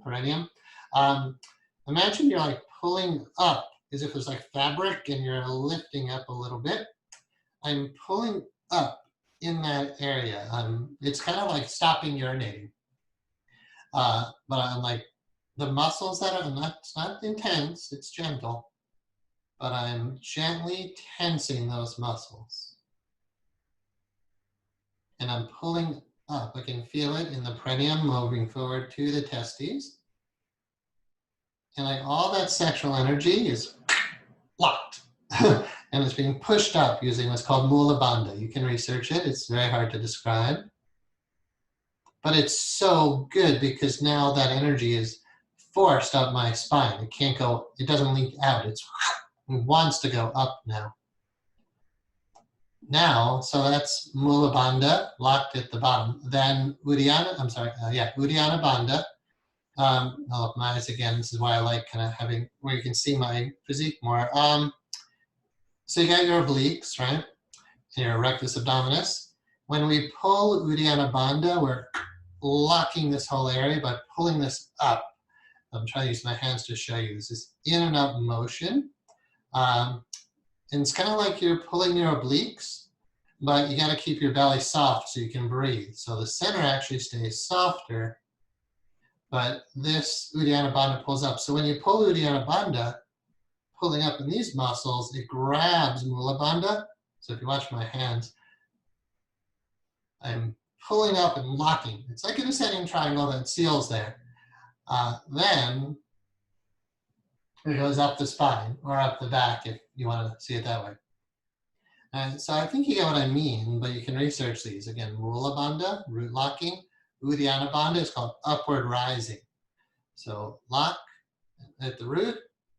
And now you, by the way, so relax. You don't have to do this in every practice. I'm just saying this, teaching you this now so that when it's time to work with these, you can, because eventually you'll need them working with sexual energy in this way. But as a beginner, just breathe and focus on your sexual energy. Inhale, pull it up, and then we'll continue. I'll tell you what to do when we're done. But for now, to engage this even more powerfully, Mula Bandha, Uddiyana Bandha. All right, so that's those two. Now there's another component you want to get. It's called, there's two different pumps. This is from Taoist practice. There's your sacral pump and your cranial pump. Sacral pump, your sacrum, by the way, you have your spine. At the very bottom is your tailbone. And then right above, there's 5 fused vertebrae. So if you put your head on your low back, that kind of solid area, I'm not going to turn around and show you, but that solid area, basically, that's your sacrum. Your hips can pivot, right? We talked about that. I'm not going to turn sideways, but I'm putting my hips forward, back, right? Forward, back. So I can lean my hips forward. What happens, the tailbone dips into the sexual energy when you go, when you lean back this way, and then you pull forward, and it pulls that sexual energy up. So that's called the sacral pump. So when I do this, I've pulled the sexual energy up into the back central channel, and I'm bringing it up the back, and then I'm circulating it up at the head. So with the breathing, it would be like an inhale, and I'm gathering it all up. Exhale up here. Okay, so we're just talking about the sacral pump right now. Inhale, the tailbone pulls away. Inhale, the tailbone pulls away from the sexual energy, pulling the sexual energy up the spine. Exhale, circulate it at the head. Then there's your cranial pump. So the head goes back. So cranial, your head. The head goes back, and then exhale forward. So when I inhale, and again, you don't have to do this every time you practice on a hot meditation. Meditation 4, breathing, counting. Meditation 5, breathing, counting. When you get a little bit more advanced with moving sexual energy, you can use the locks and the seals, locks, seals, and the pumps, cranial and sacral pump. Okay, so again, I want to emphasize you're not doing this kind of stuff, moving your body like this every time you practice on a hot meditation. But again, there's not a whole lot of rules. There's just principles you can use when they seem beneficial. Okay, so I'm inhaling when I'm doing so. With meditation 4, I'm going to put my hands down back in Mahamudra and to cultivate sexual energy. My hands are here, my legs are here, my low back is concave, so my spine is forcing energy down to that area. And we're just filling the sexual energy region with our consciousness and chi, our energy. Now when I inhale, I pull it up the spine, up the back. I'm pulling the cranial and sacral pump, and exhale, circulate it through the brain. I can use my hands to open your eyes. The circulation kind of looks like this. 1, 2, 3. You can circulate it 3 times in the head in this circular kind of pattern, moving this way. That's how I feel it move. It goes, this meridian, the dew meridian, goes up the back, right over the center, down to your third eye, and actually down to the upper lip region. But we don't have to worry about that little area yet. Just pull it up, exhale, circulate in the brain. Right, so that's the teaching part. I'm going to go back into it now. I'm pulling Mula Bandha. Again, I don't want you to feel like you always have to do this. I'm pulling Mula Bandha, Uddiyana Bandha, upward rising. I'm directing the attention up the spine. And so back to where we left off, meditation 5, I'm ascending again as I pull energy up to God, but all my sexual energy is going up to God through my heart with love. So all my pleasure, all my love, all my devotion is going to God the Beloved. There's not like a physical person, but there is something very personal because my inner response is like, hello, hello, mother, hello, father. I was intimate beyond belief.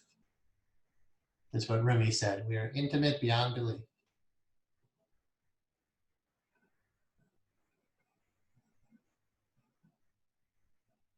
There's other advanced techniques going on, but we don't have time and it's just too advanced to describe now. Just know it keeps getting better. Again, all I'm doing is sitting here, really. But I'm not. I'm locking Mula Bandha. I'm pulling Uddiyana Bandha. I've got the pumps, like my head's arched back a little, but it's so naturally flowing up the spine by itself. But that's with awakened Kundalini. When Kundalini isn't awakened, you're going to have to work a bit to pull it up using the cranial and sacral pumps. But again, you don't have to always do that.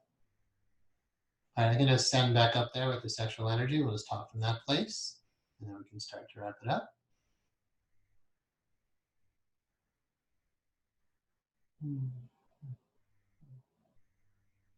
So fruition here, to know when we're ready to move on, or just what is fruition? For you guys, while you're practicing, you should be concentrated. Your mind shouldn't be wandering at all. Fruition, there's no blocks, really, in fruition. There's nothing blocking this flow of energy. There's not a single, but that's not realistic. So for most people, for a long time. But that's fruition. There's just no blocks to the energy. That's all I can say. So what is fruition? Not what is happening as you move along through the practice. Fruition is just, I'm a child of God whose pleasure, bliss, love, peace, spirit. The other thing I would say, but we're not there yet, is I am of service. I'm a servant. I am a devotee of God, so I'm a servant of God. A minister of God, a teacher of God. And I don't exist for anything but this.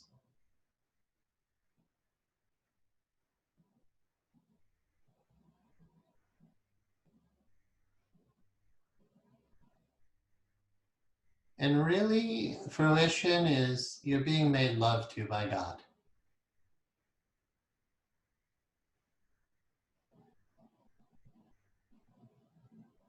You don't have to do anything. When the beloved comes to you, you just surrender. Just remember who you think you are is the tip of an iceberg. Your name and the person you identify with is not all of who you are. There's a vast, huge iceberg below the surface. And that's what's moving what looks like you. Anyway.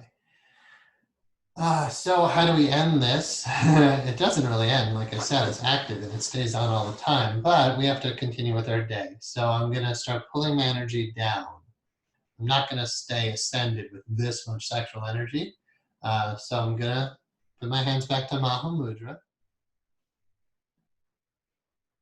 Align my body to prepare to descend energy. And I'm descending now, letting everything, so the system recirculates itself, which you'll see in the next meditation. But for now, we're taking all that's above, letting it pour down into the human again. And I'm going to go down to the heart. Chin goes down a little, eyes go down a little. I'm even going to open my eyes now and do a descending eyes open meditation to really show you the maturity of it's okay to come back right here now. You're not resisting that you have to come back. You're just joyfully embracing the descending again. Descending triangle. Heart, eyes open, chin down a little, breathing below the navel.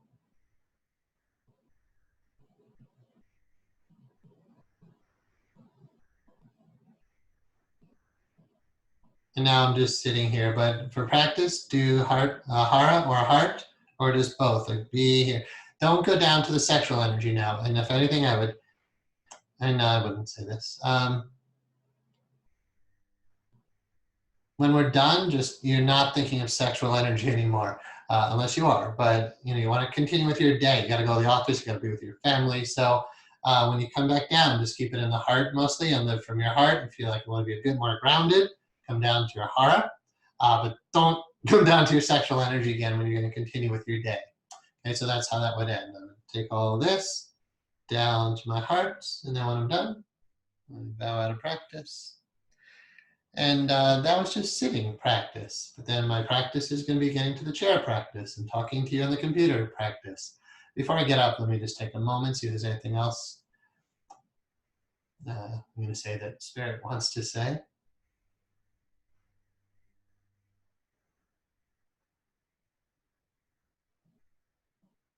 Okay, now I just gotta, we're good. All right.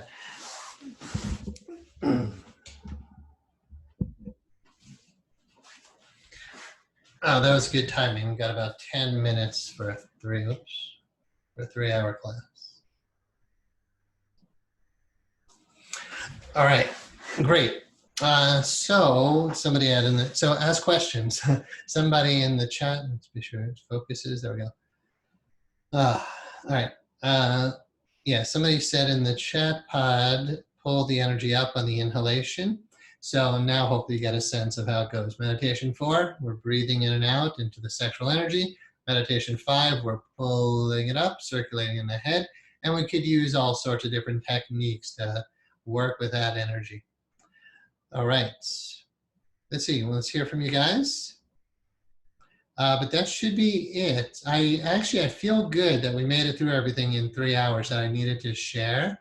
I'll probably mention this stuff again. In fact, of course I will.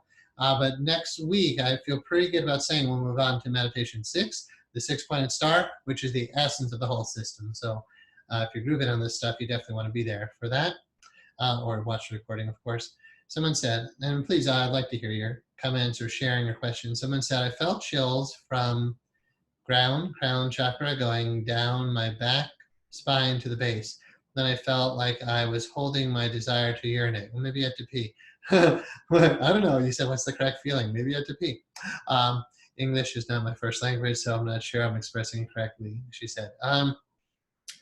Well, I can't tell you the correct feeling because it's different for everybody, right? Depending on your blocks and how the energy moves in you right now. Right now, you might have a lot of descending energy happening for a reason.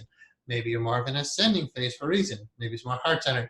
Maybe it's going up the back or it's going down the back. You just have to allow for the movements. As far as urination, and if you're referring to like when you get down to that lower area,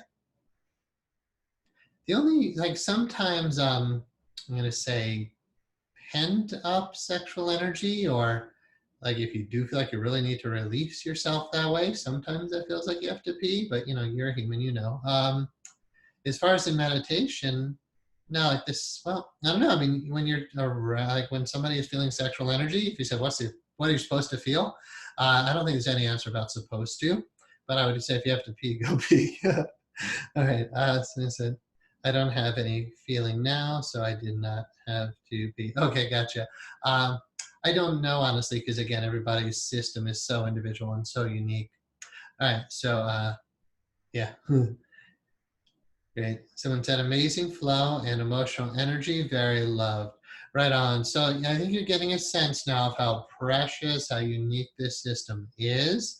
Again, I didn't learn all this in one place, and the energy that moves through me clearly shows there's a flow and a pattern here that's extremely wise.